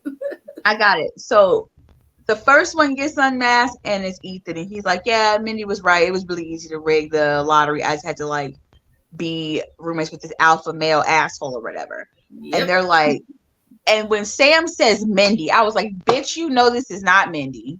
Right. Come on now. Mindy gonna stab her. Well, I'm not gonna say it's far-fetched she would stab her own brother, but Mindy would not stab Chad. No, absolutely not. They were they're twins. They're too overprotective of each other. Right. Now, if it would have been Chad and Mindy as Ghostface, yes, but not just Mindy by herself. Yeah, hell no. And you see it's Quinn's old round face ass, and I was just like, yep, Richie's family. They're still not putting together this is Richie's family, right? So they're asking the obligatory, like, why and this and that. And he's like, oh, you know, you still haven't figured out. Ethan's like mocking them. Yep. And Quinn and Ethan are like surrounding them. They're just going in circles. And Sam hands Tara a brick. Mm-hmm. And she picks up a brick. And then they're chasing them around a little bit. And then that's when the monologue starts. And he's just like, you know, my son, he loved these films. And I probably indulged him a little too much. You took him away from us. And they're like, she still don't get it. And she's like, you're Richie's family. Duh. And they're like, yeah, dumb bitch. He's like, he made his own movies and he built this place and blah, blah, blah, blah. And I'm just like, okay, so you're nuts too. Got it. Now, I always understand the logic of if you take my child from me, I'm coming from you. Yeah. Except when your child's a killer. Like. Yeah. Not understanding how you want to avenge your son's death, but he literally, him and his girlfriend, like went on a killing rampage. Like, and there are people like, look at the parents of like school shooters and stuff like that. Like they really do like, but my baby. And it's like, no, who? Mm-hmm. No. Mm-hmm. I love my children to death, but they know if they are like killers, woman beaters, or pedophiles, we have nothing to talk about. Nothing. I will not be in court. I will not be in court. I'm not saying like I'm not that parent. So he goes through this whole monologue, and you see Richie's face on the screen with his old stab movies that he's uploading on YouTube and stuff. And when they are talking shit, and Sam's like, yeah, your limp dick son who made his girlfriend kill everybody because he couldn't do it himself. And he's like, my son was strong and virile. Right. Like, I don't know what it is about telling him dude he got a limp dick that will drive him absolutely nuts. And when Tara smashes Quinn's face with that brick and them teeth fly out, I was like, ooh. Ooh. And then Quinn kept going. It's like, this bitch is disturbed if her teeth just got knocked out and she's still coming. Still coming. Like, because the assignment still has to get completed. The assignment is still not over. So they're running around trying to get away, and they climb up on the scaffold because there's like an opening up top. Yeah. And they're trying to get up there, and Sam has the knife still from Billy in her waist, and Tara slips and she's dangling. The infamous online dangling scene. I saw for months people going, well, Tara's smirking in the trailer, so she's probably crazy and blah, blah, blah, blah. And she's holding Sam's hand. Look at the nail polish. She went nuts. It's like, y'all just want good people to be bad so bad. So bad. So bad. And it's not even working. Okay. Like, y'all gonna it's make not. it. Like, no. And it's so sweet because you got Ethan down there and you got Quinn up top. Yep. And they're trying to figure out what to do. And he's like, I've always wanted to put something in you. Yep. Like, siblings too. It was like, ooh. Yes. And he was talking about how he was a virgin in like early in the movie. Mm-hmm. So he's being all sexual towards her, and she's dangling, and she's like, Sam, she's like, you have to let me go. Mm-hmm. It's like, she said it early in the movie, you gotta let me go. And she tells her again, you have to let me go. And she looks at the knife, and Sam just hands it to her. Yeah. And she drops her, and she gets stabbed by Ethan, but she shoved that knife in his throat. I know. And then like, turned it. Oh. There's something so it just fills me with joy to see creepy sexual deviants get penetrated some way. Yeah. And she like, you could tell she wanted to say gag on it, and I feel like there's probably a take where she tells him to choke on it, but they cut it out. Because everything about that scene, I was waiting for her to be like, choke on it, gag on it, or like some sexual innuendo was missing from that part. Do you know what I mean? Yes. And then she turned it and just was like, "You're gonna die a virgin," and pushed his ass. And then you see Quinn come up, and Quinn's flipping the knife and spitting out teeth. I know, and she had all this time. Like, this is some time that from her dangling. Quinn should have ran up on her while she was holding her, talking about "let me go." Quinn had all the time in the world to try. But you know what, though? I have a big brother, right? Mm-hmm. And say for some, hypothetically speaking, I lost my noodles because somebody hurt him. Mm-hmm. I'm going to want to run a fair fade. I'm not going to lie to you. I'd wait. Mm-hmm. I'm not going to kill you because I got one. No, bitch, you're going to have to fight me head up and take my brother out this world. Yeah. So I get that part. She wanted a fair one with this bitch. But the fact that you didn't know this bitch had a gun is what was the problem. Yeah. I feel like out of all, like, she got like the Mickey treatment where like you just got shot. Like you didn't get like a real good death scene. Yeah. Yeah. Like Mickey was, because Quinn did most of the killings, right? So just like Mickey did most of the killings.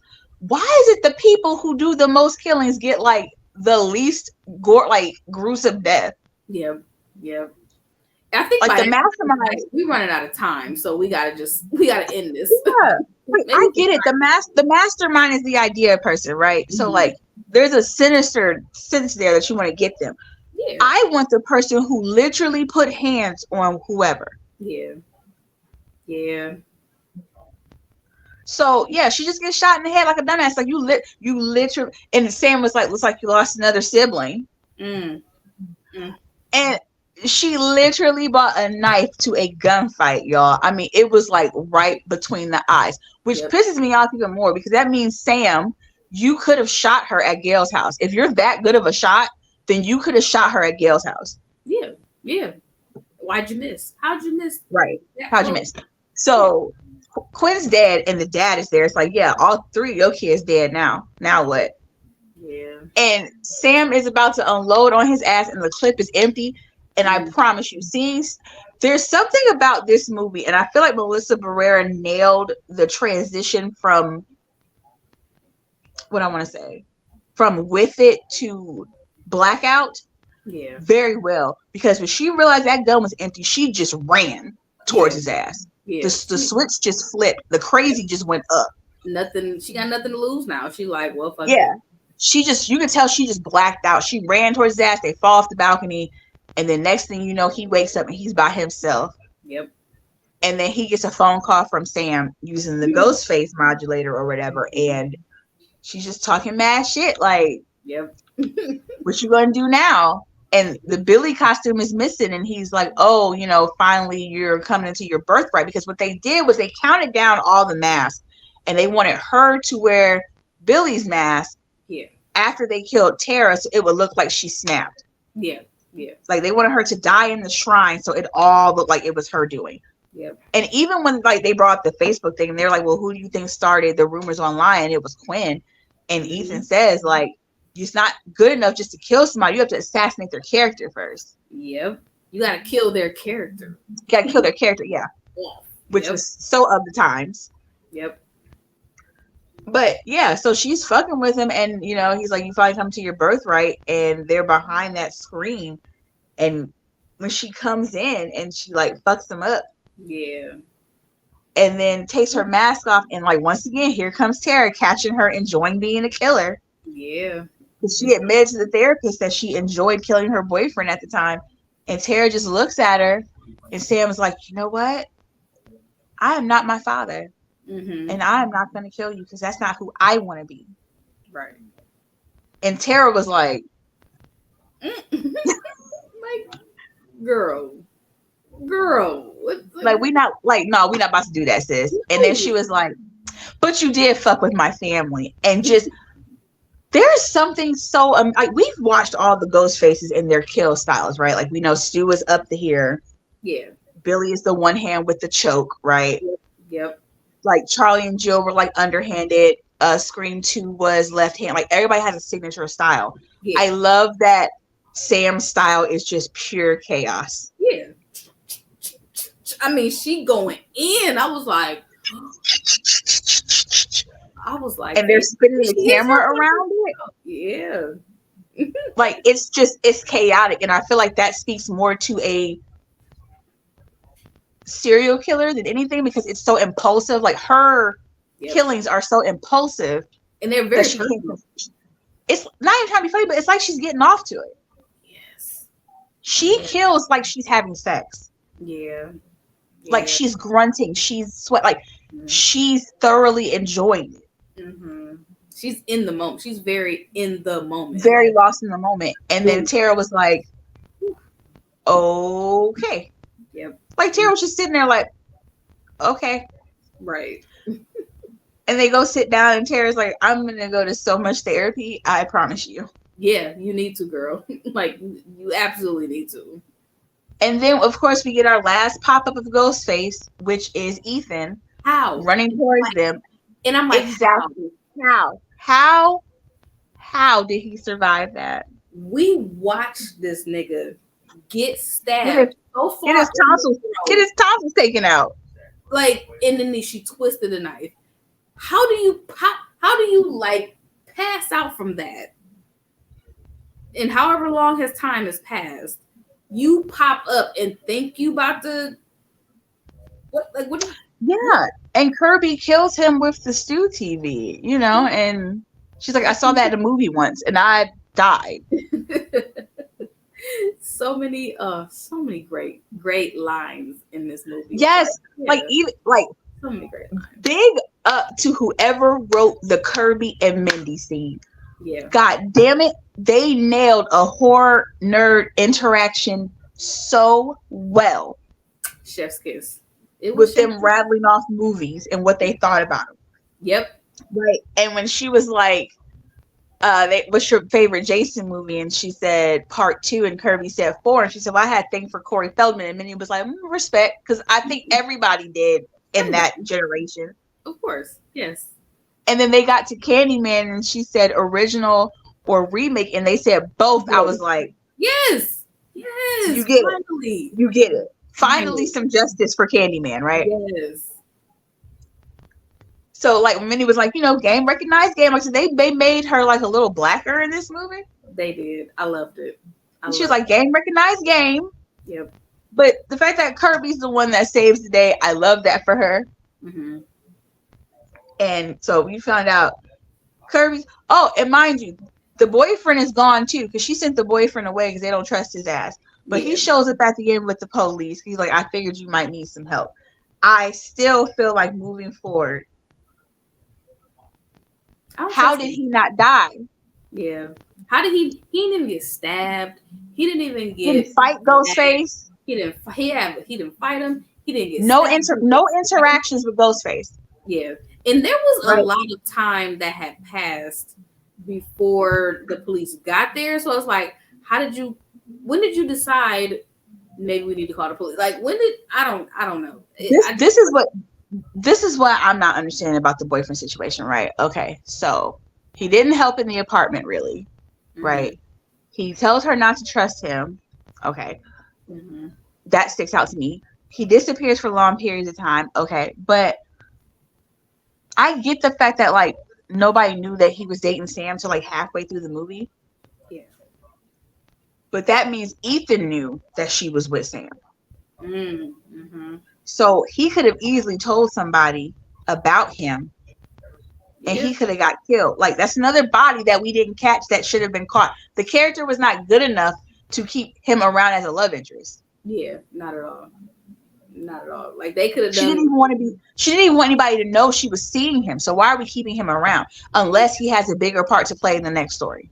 Yeah, because the only like his character really could have been a throwaway character because the only scene that moved the plot along, and I wouldn't even say it moved the plot along. It just gave us another kill. Was the apartment scene where he came through with a ladder, and I'm like, he just got a ladder in his like living room right there in New York, right? Like for what?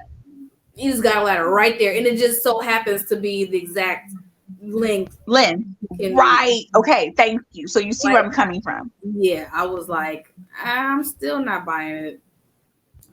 I'm not buying it either. And there's something about this character that I feel like got the Chad treatment from the last movie. Like how Chad was kind of a throwaway. You're like, why is he alive? Right. Maybe we'll find out in the next movie about this guy. Yeah. But yeah, like, you know, it's all over, and Mindy's running up and she's like, yep, I know who Ghostface is. It's the cop and Ethan. Yep. And they were like, and it's Quinn too. And she's like, damn it, I missed the monologue. Yep. So here we got not Quinn. Mindy survived. Chad, they rolled Chad out on the stretcher. So, and I mean, it's cute. It's given very Gale and Dewey when she takes his air off and kisses him. Yep. So we got two. So, you know, Chad is apparently gonna make it. Him and Tara gonna knock them boots because he took a knife for her. They better knock boots. Okay. That's what you said. That's what you said in the theater. You were like, she better give him the draws. He better give him all of the draws. Give him the draws. He need to get the Gawk Gawk 5000. Throw him at him, girl. Everything. That man put his life on the line for you. Hey, she better make them bones rattle, okay? Yes. So we got Mindy pulled through miraculously. Chad is gonna pull through miraculously. Gale. We got word from the hospital. Gale is stable miraculously. Kirby, you know, she gonna be all right. Who else do we got? Is that it? Like I said, yeah, that's really it.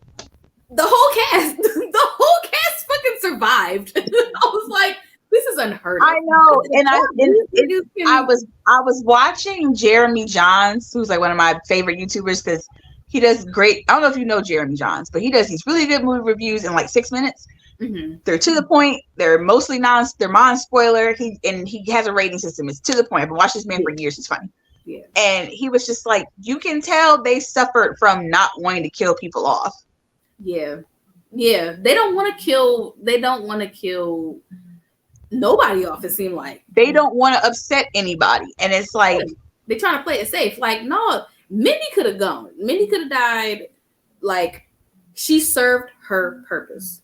She could have died. And I told you that in my predictions. I said, if I had something that I want to happen, I want Gale to die or get kidnapped, which she should have died because she got close. And I was like, and I want Mindy to die and Chad to live. Mm-hmm. We were so close to what I predicted. Yep. It's like, just fucking cross the finish line. Like, if you are going to, and this is the only thing that frustrates me about this movie and Radio Silence in particular, right? Because they're so tuned into the fan base and what they're saying and what they're tweeting and what they're reviewing. Yeah. But you care. Yep. So much. Too much. Some might say you care too much. Right. You're taking jabs at the fan base, but then you're still doing what they want you to do. And that is what's bothering me. That is, to me, is what's making their trilogy go from being great to legendary to me, is having the balls to say, I'm going to talk about y'all and still do what I want to do.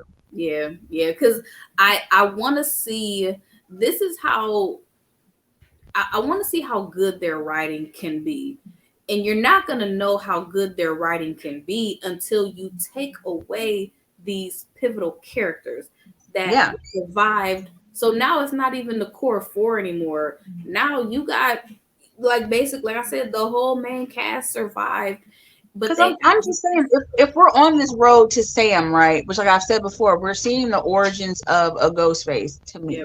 Yep. If we're seeing her go through this emotional roller coaster, punch the bitch when she's down, because that's when people lose it. Yep. For sure. She was already at her breaking point. Fuck her up some more. Yeah, I want to see. Take one of them kids that she babysitted and that she still couldn't protect. Mm-hmm. Yep. Because everybody that died in this movie was of no consequence to Sam personally. You know, It was everybody. It was everybody around Sam, but not to her personally. Yep. Even and we kind of glanced over the death of the therapist, which Because girl, nobody care about him. Yeah, it was such a. That scene didn't do anything for me because I'm just like, it was. You see who's at the fucking door, dumbass. Yeah, like you see who's at the door, you still go to it. Yeah, they punched through the glass, and then pull him. Like it was just a filler. I feel like that was just a filler kill of just the way I feel about the therapist killing is how I felt about the neighbor dying in Megan. Well deserved, and I don't care. Yeah, and I mean, like this movie didn't need to be 2 hours and 2 minutes. Like they could have cut a lot. They could have trimmed a lot of that off of this movie. Yeah, and it still wouldn't have changed. It wouldn't have changed my. Like I get that they wanted to show more of those relationships, and that is one of the high points of this movie is the relationships that are built.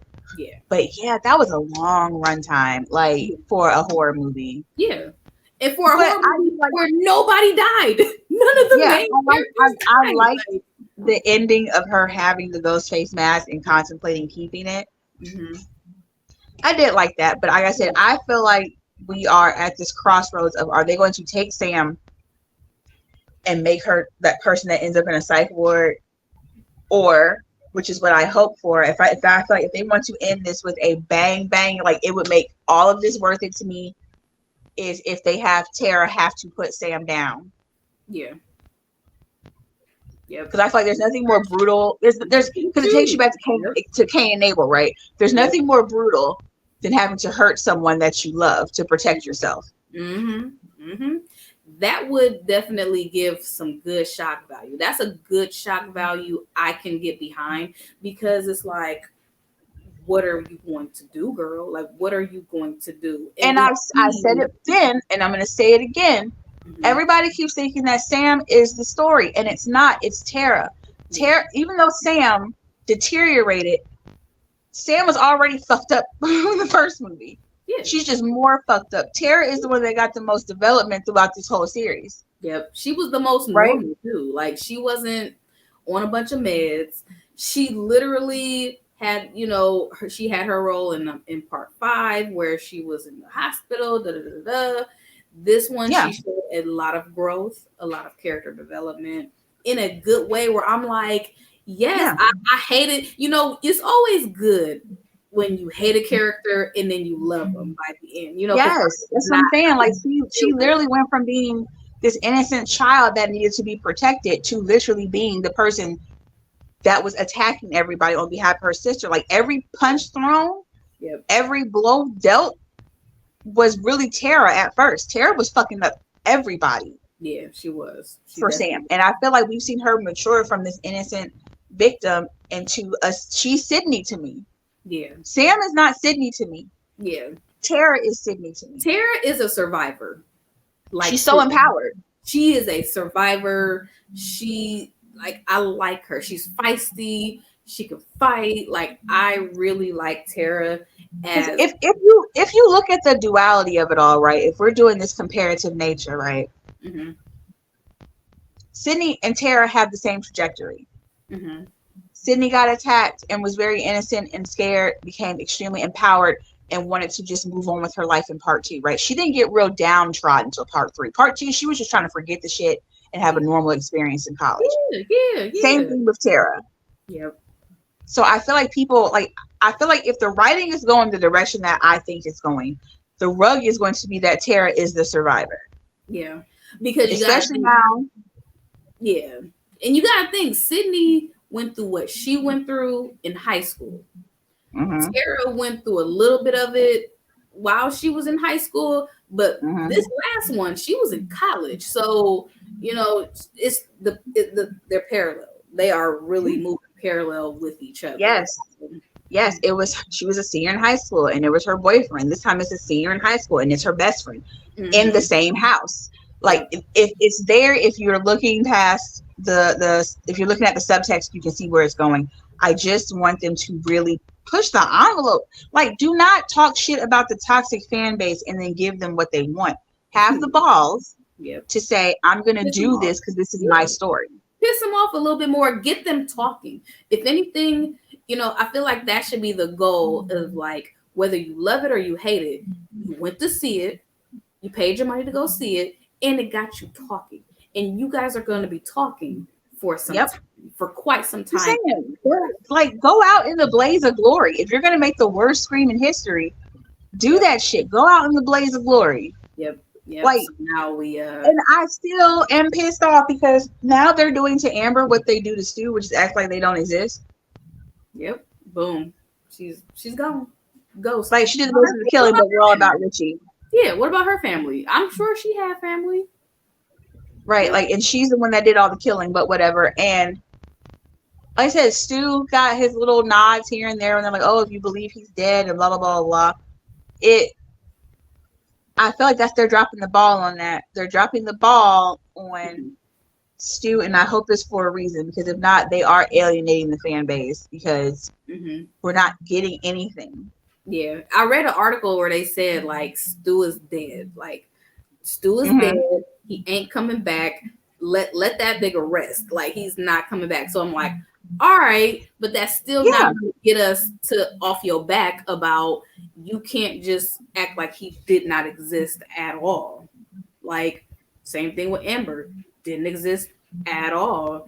And it's like, okay, Roman, if we're gonna play this game of, like, the killers might be related, the killer's avenging something. I mean, if we look back at all the movies, every killer has a reason why they could be avenged. Yep. Billy Loomis's mom made sense. Forget Stu. Third one, Roman, he was Sydney's half brother, so he had his reasoning. But what about anybody in his life? Then we got number 4. We got Jill, and what's the other dude's name? Mitch or something? Charlie Walker. Yeah. So it's like we're just going, and then Jill was fucking Sydney's niece.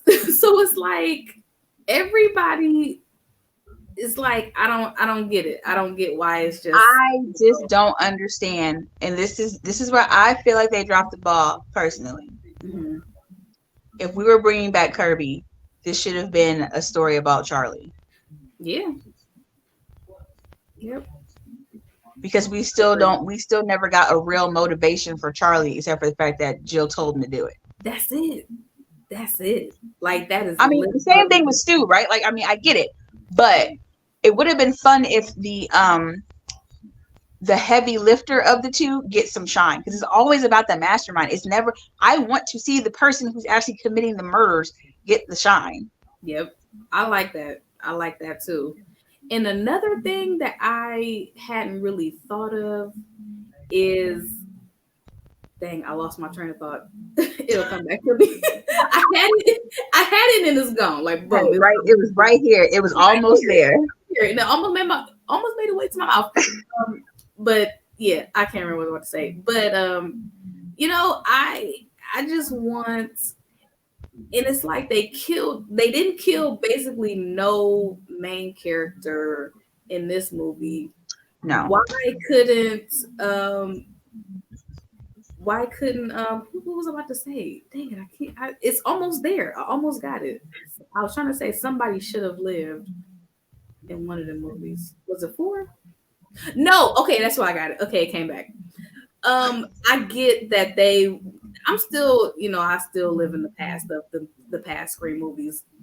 If all these niggas can survive, why Wes couldn't survive? And I know they had to do the 4 Wes because Wes Craven died. I get it, but why not? If you want to continue his legacy, why couldn't Wes live and you could continue? Bro, like, what the hell? Like, that really irked me that everybody was stable and everybody pulled through at the end of this movie. Like, that really irked my damn nerves. Yes. That is my number one main criticism. Y'all was too, like I said, for all the shit that y'all talked about in these movies about conspiracy theorists. They're so self-aware. So, and these toxic fandoms. I'm like, they almost had it. They almost like had you're feeding into it. Like, I think the it's always good to poke fun at pop culture, and it's always good to poke fun at the social media narrative. I think it's a great angle. Yeah. But if you're not gonna follow through with the fuck you, then what's the point of criticizing? Yeah. What's the point of having all these people get sliced and diced and chopped up only for them to pull through and be stable at the end?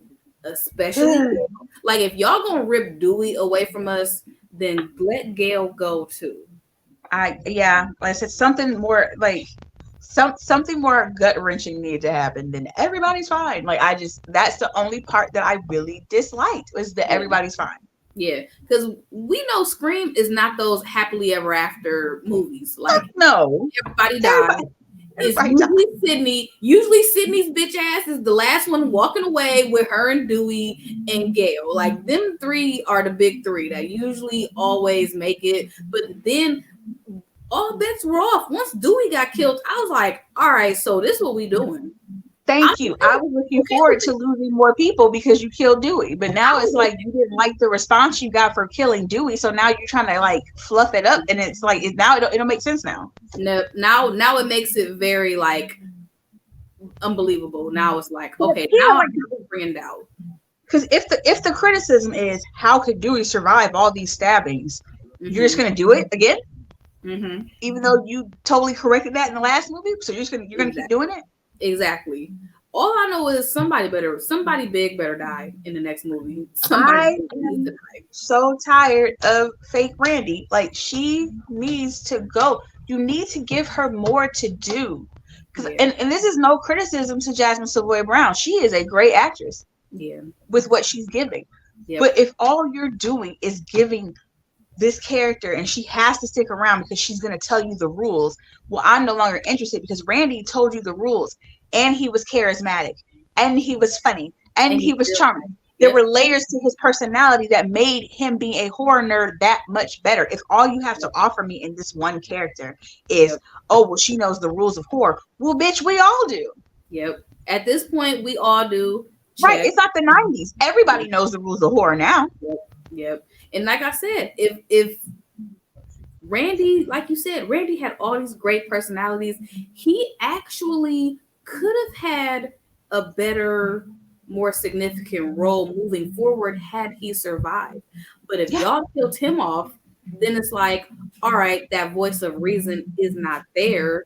So why does she get to live? Basically, like I don't understand why she continues to take on. She just isn't as charismatic as Randy. She's not like even the scene where she was like talking about the rules. Mm-hmm. And I hate to say it, it's like the pinnacle of all penultimate of a Scream movie, right? Is your rules scene. Yep. It's boring. She is boring explaining these rules. Yep. Yeah. It's like she's like reading off of paper. It's nothing about it that makes me be like, ooh, she knows. It's kind of more like, well, yeah, everybody knows that. Mm-hmm. You saying the quiet she's not loud. Yeah, she's not offering anything that like we as an audience already don't know. If we're going off of meta commentary, that means you need to treat your audience like they already know. If we're going completely meta, you need to be treating the audience like they already know the rules to this shit because they're here watching this movie. Yep. And you gotta make you have to. I want them moving forward. I really want them to make the final girls, these final people. There's no more final girls now, so it's just everybody survives. But I want them as characters to be so much more self-aware and of their surroundings. I just want us to stop milking the rules. Yeah, like there's no way y'all should have caught slipping. Not once, not twice, not three. They kept getting caught slipping by Ghostface over and over and over and over in this movie. Them to move away from the obligatory rules because now it is getting very tropey within a tropey within a tropey. Like we're here, we are the audience, we are fans of this franchise, whether new or old, which means we already know most, if not all, the rules of horror. And breaking down a franchise in a horror movie that's not horror. You're talking about franchises. You're talking about everything else, right? So we know what a franchise is. We know what a franchise entails. You don't have to remind us that everybody's expendable because we've been here for so long and the new ones have been here since your last movie. So we already know. So you don't have to keep throwing the rules at us because we know the rules. Right. Because technically 4 was like the like a reboot of Scream. Because Scream was dead for 11 years.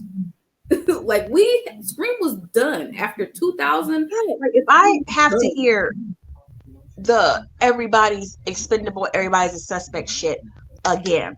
Yeah, we're not. That is what. Yeah, I'm done with it. Like we know this. We know it could be anybody, and we know anybody could die. Except for in this movie, anybody can't die apparently. But we know this already about this particular franchise that anybody can be Ghostface and anybody can die at any moment. So to keep having to tell us that means that to me that your writing's not that strong in this area. So why don't we move on to something else? Yeah, I need them to be challenged as writers. Not copy paste, because that's what it is. Like they're doing a copy. It's like a template. They have a template and they just delete it, put their own stuff in. But it's following. I'm not gonna lie to you. I feel like Scream as a whole, when it comes to the rules, is like watching fucking OG Power Rangers. Like a fucking evil thing's gonna be made by Rita. It's gonna come to the earth. They're going to transform and they're going to beat it with some fireworks. That's how I feel about this rules shit at this point. If you want to impress me, there's no rules. Yep. Have a scene where they're talking about the rules and then they find out that the rules don't exist. There we go. Throw us off because we're on to you. Like we're on to you guys. So you should probably make your writing a little bit stronger. Grow a pair of nuts. Kill off these people. Like that's what grow a pair of nuts. Like let's trim off the fat. Let's really shake some shit up. I want to be shaking up in the theater. Like I want to be slinging around. Like I want y'all to have me on the ropes. Like I don't know what's happening. Like I want y'all to have y'all way with me. I don't want to be sitting in the movie theater like what. Oh wait, and then like I'm getting so frustrated that I'm getting so frustrated that my dry patch is like itching like crazy. My eczema is like flaring up. I'm getting so frustrated because it is so frustrating. Like, okay, we have to think about the source material and who we're talking about. We're all about paying homage to Wes Craven. Yeah. Wes Craven, the same nigga that killed off Nancy Thompson in Part 3 and Randy. And y'all telling me y'all can't kill off nobody in your sequel? Nobody. And this man's notorious for killing off people? Yeah. I think that writing has to be. They're hurting themselves. Yeah, not killing people off. It's keeping them stagnant. I don't want to go through another Scream 7, and we continue this bullshit all over again. I'm telling you right now, if like everybody doesn't die or something like completely horrific doesn't happen in Scream 7, I will not watch another Scream sequel, and I mean that with my whole chest. Yeah. I'm not doing it because to be so close and it's still an amazing movie. These are just nitpicks, right? Like we're just nitpicking things that we didn't like. Amazing movie, but if you're telling me that you can do that well with a rewritten script with your main character not being around, then you should have killed everybody. Hell, if you really wanted to piss people off, you could have just killed Sydney off camera. You could have gave me a news report where they found her body. Yep. Strung up like Casey Becker. You could have done any of that shit. Yep. But you're trying to be so respectful to everybody. So you don't horror is about alienation. Yep. Absolutely. It's a toxic fandom for a reason. So far, and that's what keeps us coming back for more. That's what keeps us talking. That's what keeps us coming back because it's so outrageous. Like you have to keep us guessing because some of us, you and I, we are horror movie fans. We've been horror movie fans our whole life. So we 30 years in this game. It ain't too much we ain't seen. We can predict this shit. Like it's not too much. Like y'all gotta really tighten up.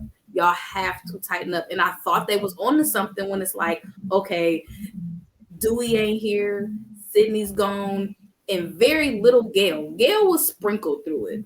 And y'all did an okay job. But then it's like y'all just really lost the steam at the end. Yeah. They ran out of steam. Like I said, it's not the worst things in the world, but those are my two things. Like I said, just not killing off the characters. and the rule thing. If we could fix that, I think it'd be a smash, like 10 out of 10. That's why I gave it an 8, because I was like, it's just some things I can't let go of. And I just feel like when it comes to the horror genre, I'm not gonna say I've seen it all before, but I feel like I've seen it all before. Mm-hmm. And there's only one movie that I have watched recently. This came out like either 2020 or 2021, something like that. Mm-hmm. That I've watched that really fucked with me, but I was like, I have never seen this before, and it's called The Special. Okay. That is the only thing I've ever seen where I'm like, ew, I've never experienced things like this. I don't want to experience it again. That, and ironically enough, I started Swarm today. Girl, that shit is crazy. But a part of me, and this is where I might lose some people. Okay. It was refreshing to me because you know how most serial killers are white men. Yeah. It kind of felt good to see a black girl be a serial killer. Like that's why I said, like, we don't know. We don't have to have a rhyme or reason of why, because you don't ask the white people why they go off on kill. Like Jeffrey Dahmer, I saw people love that Jeffrey Dahmer show. That I was like, I ain't watching that. That's a little bit too close to reality. I lived through that. I remember hearing about that. But something about Swarm was like refreshing. And I think the creator, I read an article and the creator was like, yeah, why we can't be serial killers? Yo, this is all I'm gonna say about Swarms. That's a whole podcast for a different day, right? Like we could dedicate a podcast to that because I'm almost done with it. Yeah. I feel like this should have been a movie. And if this would have been a movie, this would, I mean, it's already getting talked about like crazy, but this would have been the movie of the year. I'm not a big Donald Glover fan. Just gonna say that off rip. Like I'm really not. I think he's a pretentious sack of shit that is piggybacking off of Black Tears to further his career. I said it. I'm not buying it. You're not even married to a black woman. All your activism is just bullshit to me. You make one song and all of a sudden you're the voice of black people. Not buying it. But personal feelings aside, I can't deny this is a good series. Yeah. And I feel like that is what I mean when I say show me something different. Yes, very different. And I agree with you. I would have taken, okay, I struggle with half-hour series because either make it an hour or give us more episodes. 7, my nigga, 7 episodes, and the shit didn't start making sense until episode 6. And I'm like, then it's over?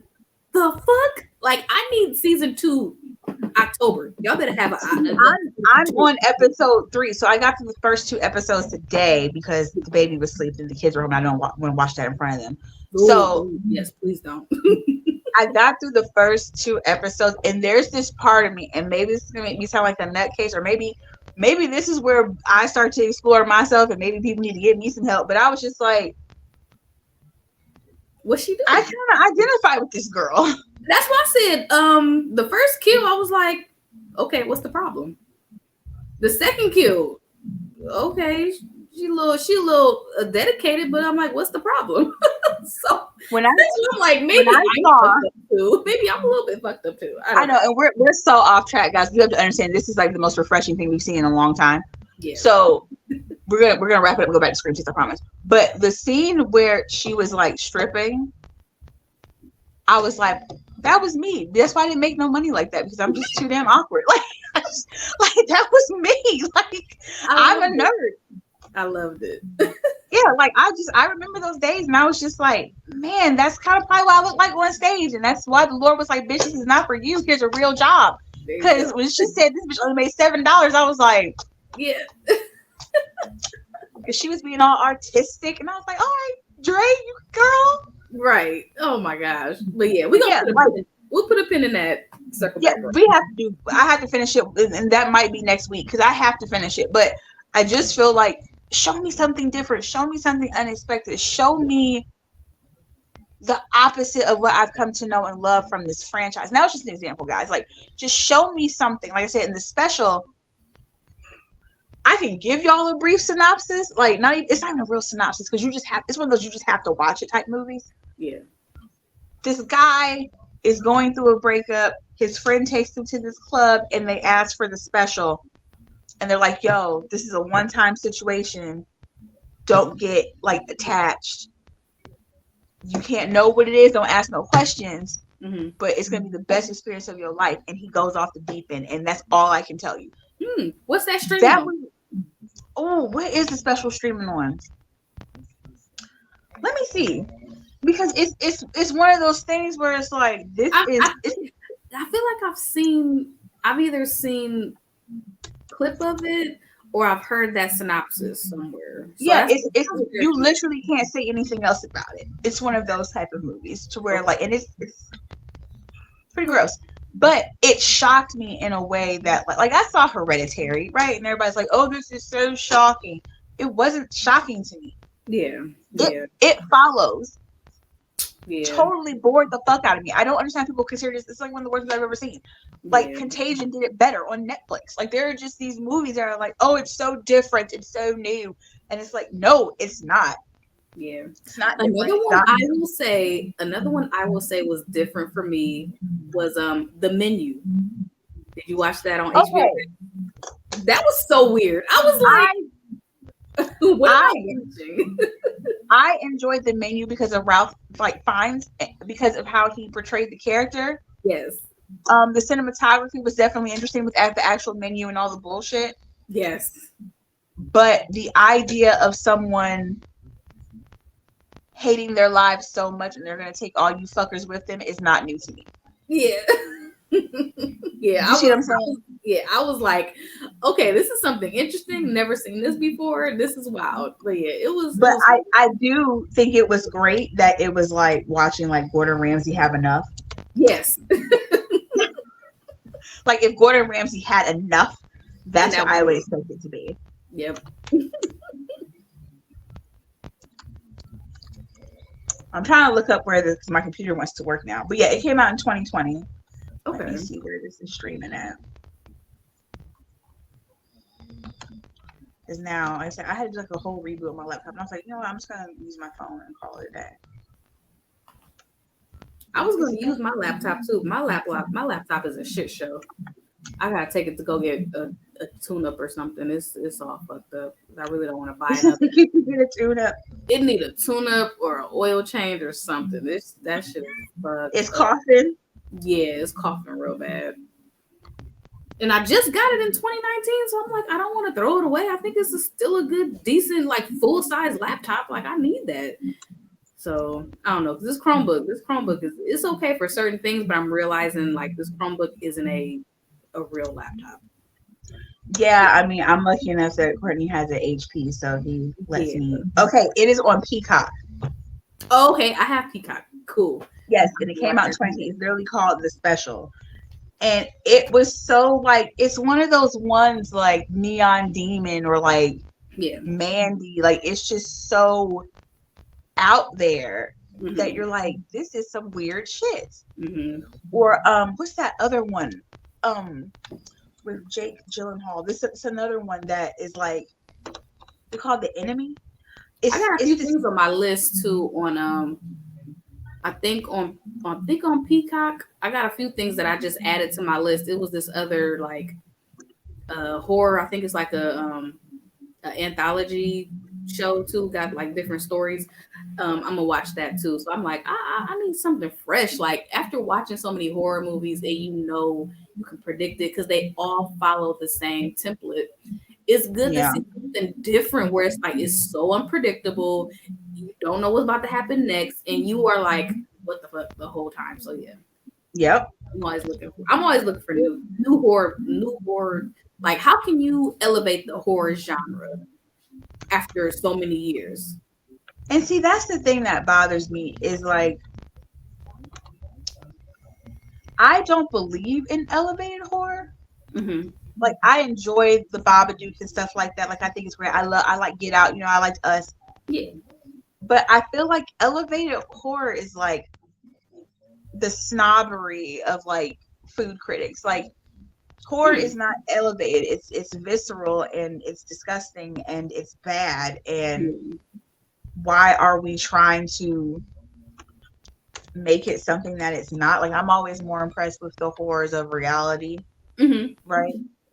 So when they get to this elevated horror aspect, I just don't get it. And I'll be honest enough to say that maybe I'm just one of those dumb people. I just don't get it. Like, to me, Get Out is not elevated horror. Yeah. It's different though.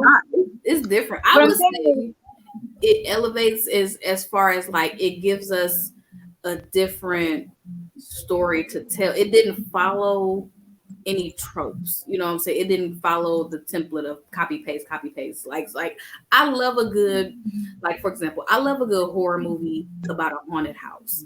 Love it. Yeah. You know, that's the reason why I love The Conjuring so much. Like I love horror movies of like families that move to a new house and they find out it's haunted or something.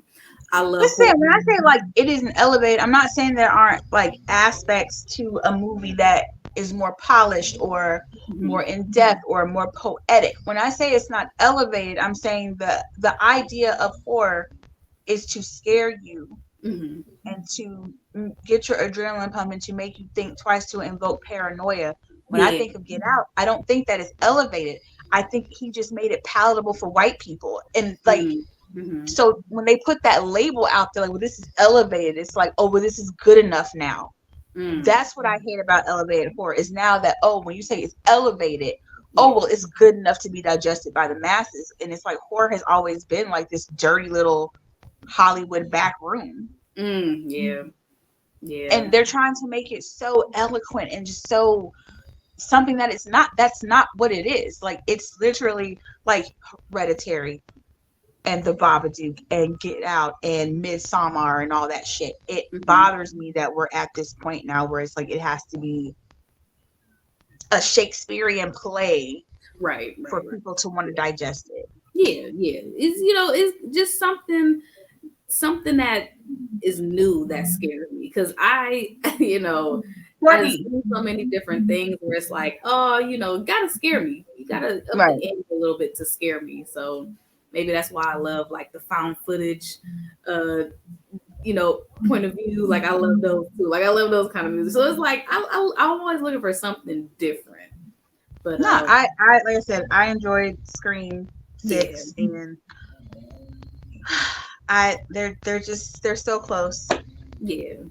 If you like, I think did we rank them? Did we rank all the Screams? No, but if I had to, I think we did briefly, but if I had to rank it, I'm gonna say 1, 2, 6, 5, 4, and 3. Okay, I'm right there with you. I do 1, 2, 6, 5, 4, and 3. Yeah, so we have the same ranking. Yeah. Okay. So yeah, we have the same. Yeah, I feel it. You know, I was like, hey, I enjoy. It was entertaining. You know, we're going to find something to nitpick and pick it apart, just because it's layered. You know, and at the core of it, the writing definitely needs improvement, because you can fool the masses, but you ain't gonna be able to fool us. Like, we need to like really grow a pair of nuts and kill these people off. That was my biggest thing. Like, why do there it is right there, man. But that is where I'm gonna end it. Yeah, we have been on here for 2 hours and 7 minutes, and I swear no one's gonna watch this whole thing, but it had to be said. Yeah. So yeah, we had a mouthful. So thanks everybody for joining us. For however long you stuck around, if you made it to the end, bitch, you are the real MVP. Okay, you are my hero. If you listen to us talk about it for this long. Yeah. So what? Moving forward, what are we gonna talk about next week? We're talking about Swarm next week. I mean, we have to. Yeah, it's enough. It's definitely enough to break down. So much to break down. This is our moment as Black women to talk about a Black female serial killer. I feel like this is it. Like, we have to. Yep, absolutely. Hopefully by then we hear some more news. Maybe we gonna get a season 2. I'm not sure if this is one of those limited series where it's like this is all you're gonna get. I don't know. But I was here. I'm looking forward to finishing some episodes tonight before I go to bed. So yeah, just keep in mind, it ain't gonna, like, episode 6 makes sense where it's like they should have led with that. But we'll talk about that next week because I got a whole thing about that. But yeah, we gotta go to bed. It's late as hell. So we old. We old, child. All right, we're gonna end it here. And we will see y'all next week. All right, babies. Bye. Bye.